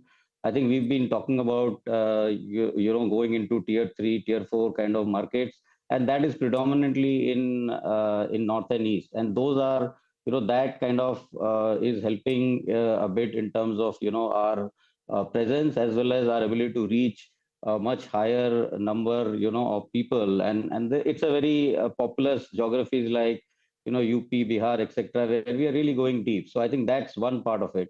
West, we have done, Suburban acquisition. It's almost about, 2 years plus there. And that is the brand and on the platform on which we are riding. West is now contributing close to about 15% of the overall revenue. It's become quite sizable for us. And, the focus on that brand and that geography is going to be through maintaining the two brand strategy and a lot of focus on Suburban. South is also, an area we are now looking at, where we are, we stated this earlier, is we are open to looking at organic as well as inorganic play for South, because South currently contributes, single digits to our overall revenue, and we would definitely want to improve there. Found anything interesting? So for the South, have you found anything interesting, and what's your appetite? What is the right size target that you would consider? And I mean, what's the thought process? Since you're clear on inorganic growth in the South, will you be using internal cash, size, and timelines? So there isn't anything really definitive on the table right now which one can share. But, we are obviously, looking at opportunities, and we are really not, looking at a size profile as the key driver. I think it is more important on how and where we can get access. Got it. And obviously the quality of the asset, as well as, the valuations, etc. That so this is an ongoing process. Right. I think whenever we have something interesting to share, we will share that. All right, Mr. Banerjee, we'll leave it there. Thank you very much for your time. Appreciate it. And thanks again for joining us. Now, there's 2 minutes to go for today's big blockbuster listing, right? PN Gadgil. And I think, it's going to be another big one because the indicative pre-open rate is about 70%, 73% higher in the pre-open. There you go. Those are pictures which are coming through. Ashish Kumar Chauhan, CEO MD at NSE, and I think the management team will come up and ring it in. So 354 on top of the issue price. It's expected to come to the market at about 834 rupees per share. So big one once again. Actually, it kind of segues neatly into this next discussion because 2024 has seen a total of 57 sort of completed IPOs so far. The number is similar numerically to 2023. But these same 57 IPOs have raised more money in the first 8.5 months of this year as compared to the whole of last year. Debashish Purohit is co-head in India Investment Banking, Bank of America, who is joining us now. Debashish, it's great to have you with us here. Good morning. Just a quick word on, it's getting bigger and bigger, isn't it? I mean, I think natural to expect it.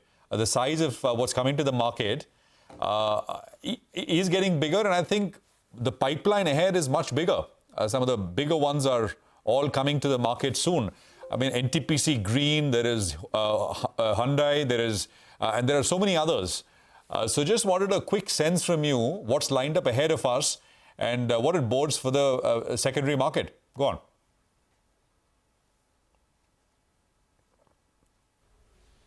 Debashish, you'll have to unmute yourself, please. Yeah, can you hear me now? Yes, please. Go on. Okay, yeah. No, I think you're right. I think this is consistent with the trend that we had picked up probably at the beginning of the year. And I think in a couple of other media interviews, I'd maintained that what we'll see in terms of capital raising and IPOs in 2024 is going to be a trailer for the subsequent 12 to 18 months. And we expected the second half of the year to rush in some of the larger IPOs. The first half, you had a volume of IPOs, but the sizes were pretty small. Just to put the data in context, we've had only 4 IPOs so far this year of sizes in excess of $500 million, and 3 out of those got priced in the last 3 or 4 weeks. So this is this is a sign of things to come as we go towards the end of the year and as we turn the leaf into 2025. The IPO size is going to be bigger. In fact, I think 2025 potentially would be the biggest ever IPO year that we have seen in our lifetime. Debashish, do you have a visibility on how many $500 million plus issues are lined up over the next whatever time frame you want to look at? And when you look at 25, you clearly have, because the pipeline is there and you can see it. What are we talking about? What numbers are we talking about? Yeah, again, it's difficult to give a sense of the exact quantum of the number of IPOs. But if we were to aggregate everything together, a sense is probably over the next 12 to 18 months, we'll see an IPO pipeline of, maybe $25 billion plus. Right. Debashish, quantitatively, while the numbers are large and the numbers of companies which are coming to the markets are large as well, we haven't really seen a frenzy when it comes to valuations. At least in a lot of the companies which are being offered right now, at least they're leaving some money on the table, and thereafter, post-listing, we're seeing a bit of a frenzy in these stocks. Do you think investors have become smarter and they demand better valuations from companies which are coming to IPO, or what phase of this frenzy are we in right now? Yeah, I think that comes back to the way the IPO market is constructed versus to the listed traded comfortable in the secondary market. I think IPOs is still a lot of hard work in terms of putting out your equity story with the investors out there. And bulk of these activities are front-ended with institutional investors, right? With both foreign as well as domestic, who do their grounds of fundamental work on the equity story and then stamp out a valuation which they're comfortable with it. Whereas you take it to the secondary market post-listing, I think then the world kind of takes over with all this retail and high net worth and participation, which takes it to a different level. So there's a bit of a dichotomy between the way you see the so-called frenzy in the secondary market and the way IPO pricing are constructed, which is why you see I think the pricing of the IPO is much more fundamental driven, largely led by institutional investors, and then kind of the secondary market takes over, which is a result of the unprecedented liquidity flow that we're in the middle of. Debashis, morning. So that's on the primary market side, but the secondary market itself has been so hectic, right? Investment bankers probably have had such a busy year. So many secondary sales where either promoters are selling a part of their equity or early stage investors are cashing out, PEs are checking out. Do you expect this activity to remain as hectic, as heightened as what we've seen so far in this calendar year? And also, what are the triggers at play? I mean, earlier when we asked this question to a lot of people in the market, I think the response is that PEs have their own compulsions. They need to go out and pay out their investors. But what's your sense? Is this the result of a huge amount of domestic liquidity? Will it continue to be as elevated? No, I think there are 2 or 3 reasons, right? One is that if you look at the construct of or the cap table of the new IPO going companies, they are dramatically different than the variety that you saw, let's say, 5 to 10 years back, right? So the most of the, at least the newer age companies coming to the IPO market have a much more diversified cap table in terms of, multitude of investors who need an exit over a certain time frame even after listing, which means there's much more supply to come even in the aftermarket, which has been the case with, I think, most IPOs which has come to the market last 2 to 3 years. So that is reason number 1. Reason number 2, I think the liquidity profile of Indian market has transformed materially over the last 3 to 4 years, giving confidence to both pre-IPO investors as well as private equities and sponsors to monetize effectively without creating any market disturbance on the stock price. So that is reason number 2. The liquidity profile is making people confident. And third is obviously, I think we have seen a wave of investments from the PEs, which is kind of maturing to an extent. I think people are looking at exiting some of those old positions before they rebuild their new positions. So I think these 3 factors together will continue to make the secondary block market Debashis, I think I just want to quickly make a mention of right on point, right? PN Gadgil, the listing is on your screen, and it's a super bumper listing, 70%. Well, there goes the Ganpati Bappa sort of, well, they're from Pune, so it's only absolutely festive mood there, right? And they sold stock at 480, and it's coming to the market at 800 plus. So as good as it gets. And as I think we were discussing earlier, it's not just on day 1. In many of these cases, we've seen day 2, day 3, day 4. I mean, action continuing. But just a word on the valuations. When they sought 480 rupees in terms of valuation, they were looking at around 6,500 crore in terms of market cap. Right now, it's closer to around 11,000 crores in market cap. Earlier, the trailing price to earnings was close to 42. So right now, that increases obviously to close to around 70, 73. But at 11,000 crore as well, the last time the management joined us, they said that FY27, their revenue targets are 10,000 crore on the top line with 10% margin. So assuming they do about 1,000 crore EBITDA in FY27, along with 500 crores in terms of net profit, at 11,000 crores market cap, it's still at around 22, 23 times 2-year forward earnings. And that is comparable with all the others. And when the IPO for PN Gadgil opened just before that, all the other gold stocks hadn't seen a bit of a rally. So in that interim period of the last 4 or 5 days itself, we've seen a massive surge in the likes of TBZ or Senco, all the other players as well. So all of that implies that there was expected up move in terms of this listing. And now at around at a net level, Mangalam, 10,000 crore top line at a net level. What kind of numbers? So at an EBITDA level, 1,000 crores. Yeah. So assuming 10,000 crore top line with double-digit margin, the base double-digit would be 10%. That's 1,000 crores. And take out around 400 crores from depreciation, EBITDA and tax, etc. 500 crore roughly would 27. be the net profit that you're looking at, 27, as compared to last year where they did a net profit of close to around 150 crores. Obviously, a large part of that would be reduced because of the number of stores that they will add and also, finance costs coming down with the debt repayment. But roughly you're saying that all things put together, 22 times 2-year forward earnings. 2-year forward earnings. 2-year forward earnings. So let's see, the market maybe is willing to take that at least at this point in time. Debashish, to get back up, and this is obviously on the primary market, and we've had another blockbuster listing just as we speak. But, my question, going back to that question, that was more for the secondary market. Forget the primary market for a second. Even in the listed space, there is so much hectic deal activity, right? Where promoters are either cashing out a little bit or PE guys are checking out. So more on the listed market space, will deal activity continue to be as robust as what we've seen so far? Absolutely. This is exactly what I was saying. I think we do see that level of activity even in the secondary market to continue. And that is driven by the shifting nature of the cap table, right? Because, 10 years back, you had a largely promoter-owned entities coming to the IPO, and the maximum float which will come to the market is the bare minimum, which is 25%. Now the new generation companies coming to the IPO market are much more diversified in terms of pre-IPO cap table. You have multiple investors sitting over there who have a certain investment horizon, so they need to exit their positions over a certain period of time.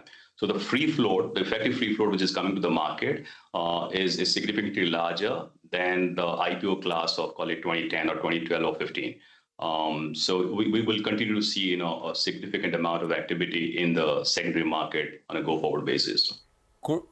So just to take the point forward, how much of this activity that you're seeing, again, primary market, right, is in your estimation growth capital, and how much is it sort of exit by investors? So this year we've seen about 64,000 crores worth of IPO. Have you looked at the numbers? How much of it is going into building out businesses, setting up plants? How much is it just sort of existing investors getting out? And that $25 billion number which you put out over the next 12 to 18 months, same question. What would it be? Yeah, I think if you go back in history, I think Indian IPO market have been largely secondary driven, right? I think the ratio could be anywhere between, call it 70 to 80 to 90% of IPOs coming to the market are secondary sale rather than primary sale.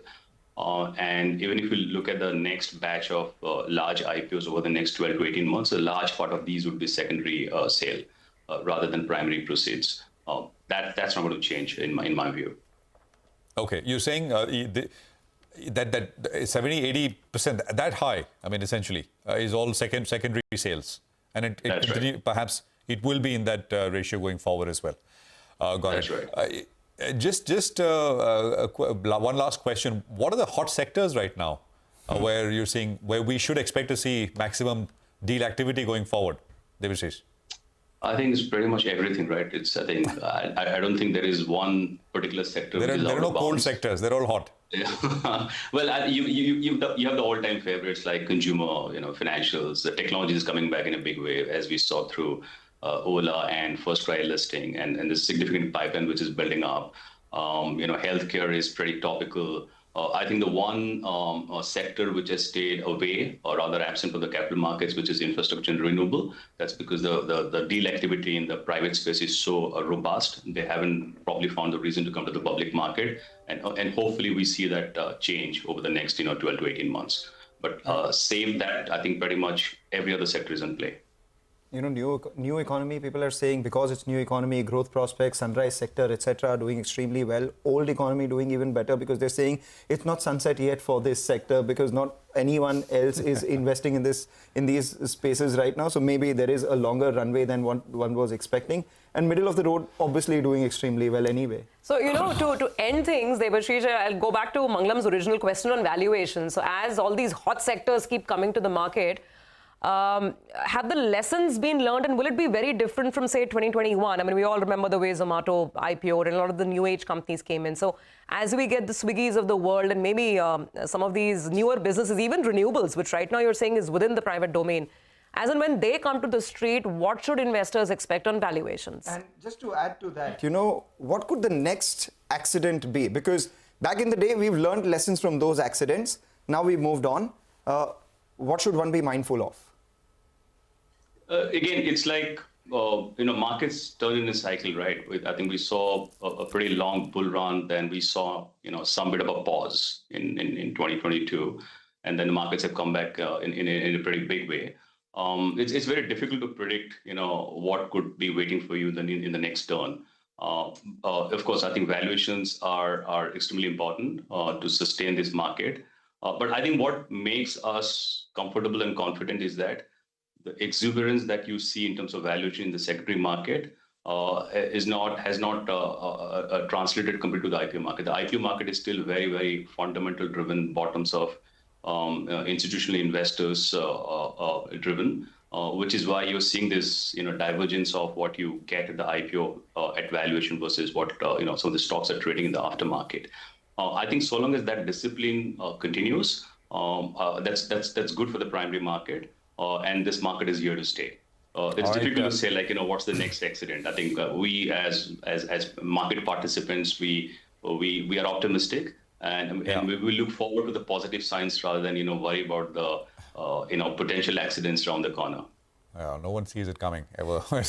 It happens when it happens, but it's going. The going is good. Thank you very much, Debashish. Appreciate you joining in and running us through your perspective on the sort of fundraise activity, which is robust, as Debashish has been pointing out. We'll take a quick commercial break here.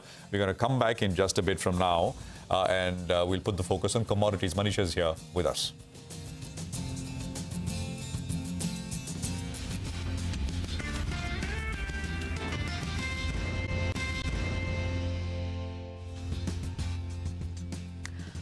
Welcome back. Well, let's straight away dive into commodities and figure out what the headlines are there. Manisha is here with the latest action. Manisha, over to you. Thank you for that, Surbhi. Well, I'm looking at agriculture commodities. Well, everything in commodities actually is surging, whether it's about metals, precious metals, energy, and agriculture as a space. There are 2 or 3 themes which really seem to be working right now. One is the decline in US dollar index, which is back again below 101. The second is the US Fed meeting and this whole uncertainty about whether we are going to see a 25 basis or a 50 basis point rate cut. And that really seems to be keeping long positions intact for many of these commodities. The third thing, especially when you talk about the agriculture commodity, is the weather concerns, the higher freight charges after all that's happening in Red Sea. And that is keeping many of these commodity prices higher.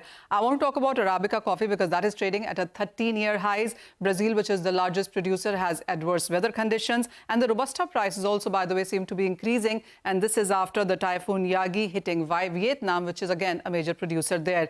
Well, after coffee comes cocoa, and here the prices are trading at a 2-week highs. The markets have seen the deficit continue for a 4th straight year in 2024. Also, there are supply concerns from West Africa, Ivory Coast, and that has been supportive. Talk about cotton, and while of course it's an industrial agriculture commodity, but we also have seen gains here to a 3-week highs. Well, the USDA has cut production for 2024-25 to 14.5 million bales. Also, the global output has been revised on the lower side. Consumption continues to be on the stronger side. It is a small crop this time around in US, Pakistan, and India, and that has been supportive.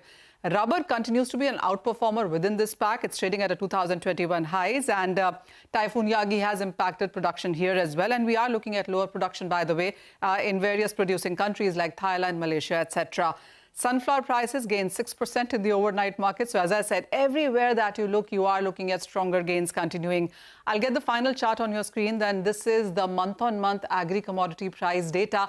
And as you can see, there are no losers there. It's all gainers, from soybean to wheat, palm oil, rubber, coffee, everything up between 2 to 10% onto this one. And that really continues when it comes to rice and sugar kind of commodities as well. You have 2 to 5% of gains on that too.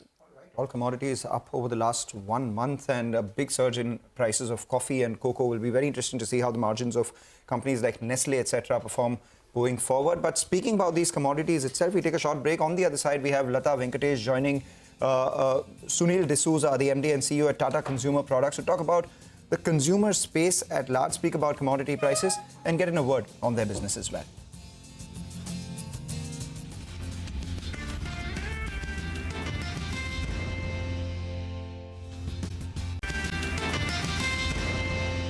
Welcome back.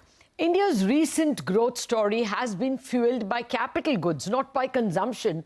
Although the first quarter GDP did show a welcome 7.5% growth in private consumption, the July IIP number shows that consumption, especially of non-durables, FMCGs, is subpar. To get a handle on the consumption scene at a macro level and at a micro level, I have with me the Managing Director and CEO of Tata Consumer Products, or TCPL, Mr. Sunil D'Souza. TCPL itself, of course, posted a 16% revenue and a 22% EBITDA growth in their first quarter. Their international and unbranded divisions did very well, but tea and the recently acquired Nourishco brand of drinks had a subpar quarter. Mr. D'Souza, good morning, and thank you very much indeed for joining us. My pleasure. Well, let me start with the macro question that prompted me to invite you. We still see disturbing signs even in the July-August consumption numbers. Are these correct, or do you think that the consumer is still biting? Can you give us a picture of the rural and the urban consumption? So overall, Lata, if you look at it, I think you heard a lot of commentary from the FMCG majors during the end of last quarter saying green shoots and people are bullish for a recovery. I would say I would still wait and watch because while the recovery will be there, I think it will be gradual. It will not be back to double-digit growths of the past very quickly. And for a couple of reasons. I think the recent weather phenomena impacting rural with drought in May, June, and then excess rainfall. I think that's part number one. Part number two is overall, while you look at inflation, if you disaggregate it, I think food inflation is significantly higher. Yes. So from that perspective, I think there is still a little bit of pressure, which I would think when the crop season comes out, we should start seeing it easing off a bit. That's number one. Number two, there is a trend, however, that rural was significantly lagging urban. I think rural is starting to catch up with urban right now. So from that perspective, it looks good. But double-digit growth, I would say, some time to come. Okay. In terms of volumes, how have you done? Your second quarter is almost up. We have only about 2 weeks to go. So did volumes look better than Q1? I would say volumes broadly in the same ballpark as Q1, not a significant difference. Okay. But that said, we are starting to see various fluctuating effects of commodity prices. Oh. Tea, for example, I mean, because there was drought in the north and then excessive rainfall, tea prices in the north are about 25% off. So that will start moving into the consumer domain as inventories run down. Right? There was a bit of excess rainfall in Gujarat and brine has shot up. So that means salt prices should be slightly higher. Coffee, I'm sure, is I would say the latest gold from a commodities. This thing hitting, I think Robusta hit about $4,500, which is more than 2x what it was 1 year back. So commodities complete topsy-turvy ride. I think that is the one piece to watch out for. Okay, no, that's very useful information. Let me start with the most premium of items. Is the premiumization trend still intact? Premium products do well. It's the mass products that get hit by, inflation and drought. Is that a fair assumption? I would broadly agree with you, and that's exactly what we're seeing in our portfolio as well. So while overall we talked about tea being under a little bit of pressure, the premium and the mass premium continues to do well. It's the lower segments which are under pressure. Okay. 2/3 of my portfolio is now premium to mass premium, which is quite okay. In salt, value-added salt is growing at high double-digit versus base salt, which is still chugging along at single digits. So overall, that trend, I think, you will see for some time. Okay. Just a word on the overall numbers. You did revenues, 16% in first quarter and 22% EBITDA. Repeatable? Again, if I break it up, Lata, out of the 16%, base was 10. Okay. And the balance was due to acquisitions. Yes. I would say will be broadly in the ballpark. Okay. Okay. What are the strengths? Which has Nourishco re-emerged after a quiet summer beaten by the terrible summer? Likewise, tea. Within these, are you seeing any improvement? Those were the ones that didn't do well in the first quarter. I would say for tea, broadly, the trend remains constant. Volume growth, I don't think we're seeing it coming up back rapidly while we are holding market share more or less. There is a bit of stress on the category overall. That's number one. Number two, to answer your question on Nourishco, it was a couple of things. One was the high temperatures because of which we didn't see out-of-home consumption, and our Nourishco business, especially with the cups, Tata Gluco Plus, etc., is primarily out of home. So that was number one. Number two, there is increased competitive intensity in the beverages space with the entry of other players. And I think we were slightly late to the party in terms of correcting our pricing and go to market. Okay. So I would say we're probably still one quarter off to see the Nourishco growth coming back totally. But broadly, directionally, month on month, we are seeing an improvement. Okay. The other big priority for us as a company is to make sure that we bolt on Capital Foods and Organic India, 2 acquisitions. Last quarter, Capital Foods grew 9, Organic India was -2. Directionally, we're in the right ballpark. We finished the integrations. Now the engines of distribution, innovation, marketing, as they start firing, and we are seeing growth trend in the right direction. Okay. I take your point that some of the trends of Q1 are continuing in Q2. But for the full year, as you said, as the harvest hits in terms of money at the hands of the consumer, will second half be much better? I mean, better than your 15.3% margins, your 22% EBITDA, will both be better? So overall, Lata, I do expect to be on a significantly better trend in the second half versus the first half for a couple of reasons.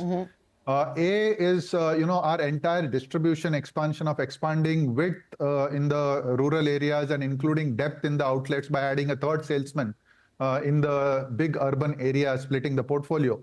That would have played out completely. Okay. Number two, my digitization of my front end, and we're moving to a Salesforce-based digital analytical platform where I can sharpshoot very well outlet by outlet. I think that comes into play.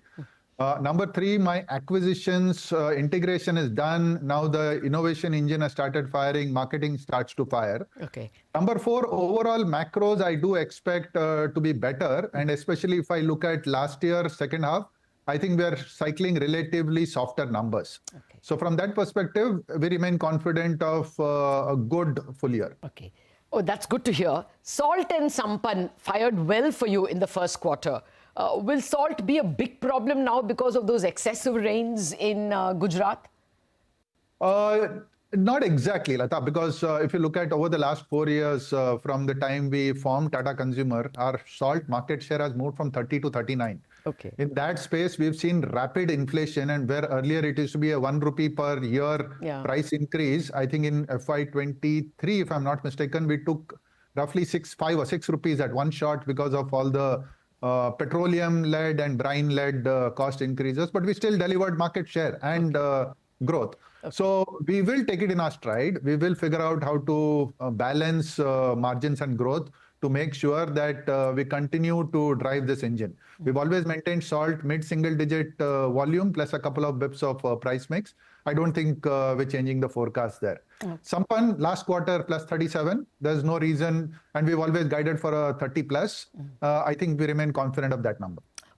We don't see an ad blitz from you on these products, especially Sampann, which became a household name during COVID when people shifted from unbranded to branded. What's your ad expense? Will you up it? So last quarter for the India business, our ad expense was roughly 7.8% A&P, which was significantly higher than last year. As a company overall for the last quarter, our A&P was about 29% higher than the same quarter last year.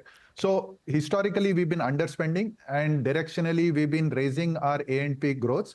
But just a perspective that, especially when you talk of Sampann is basic staples. Yes. It's not high personal products which make 70-80% gross margins and therefore have affordability. I make barely double-digit margins, and therefore I need to be very, very mindful about where I'm going to put my investments. Okay. No, that's a fair point. Since I'm a consumer, I know what Sampann provides. Which do you see as the growth engines? For instance, Ching's. Will it be Ching's? Will it be Organic India? Which will be the high margin products? So let me answer it in a couple of ways. Our basic platforms have been tea and salt. And tea and salt, we've always guided for mid-single digit volume plus couple of bips of this thing. And then the rest of the growth businesses earlier used to contribute to 20% of our portfolio, and we had guided for a 30% growth. We are now saying they will contribute to 30% of our portfolio and grow at 30%. So Nourishco, Soulful, Sampann, and now Ching's and Organic India, all of them put together will deliver a 30% growth. In terms of margins, while Sampann is slightly lower than my category average, but higher growth rates, Nourishco is broadly at par with my category, my overall company margins.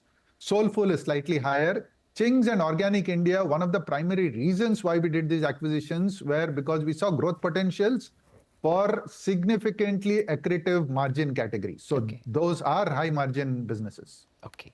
Okay. 15.3 was what you delivered. Full year, will it be more? Let me say we'll be in the ballpark. Okay.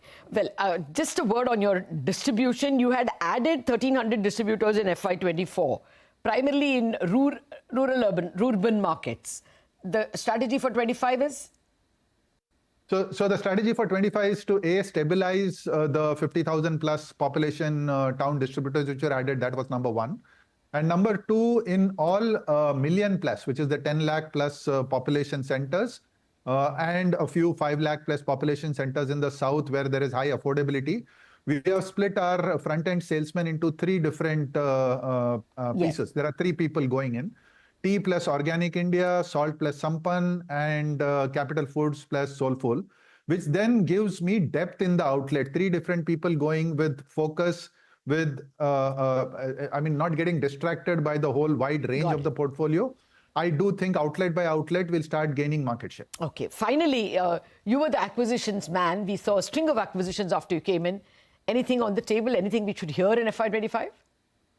See, longer term, we always maintain we will grow organically and inorganically. But I think in the shorter term, immediate shorter term, I would say, we've got to deliver the business case for Capital Foods and Organic India, which then gives us the right to go back and ask for more investments. But first, I have heads down, execute against our business case and deliver the numbers. Okay, all the very best. It was a pleasure speaking with you, Mr. D'Souza.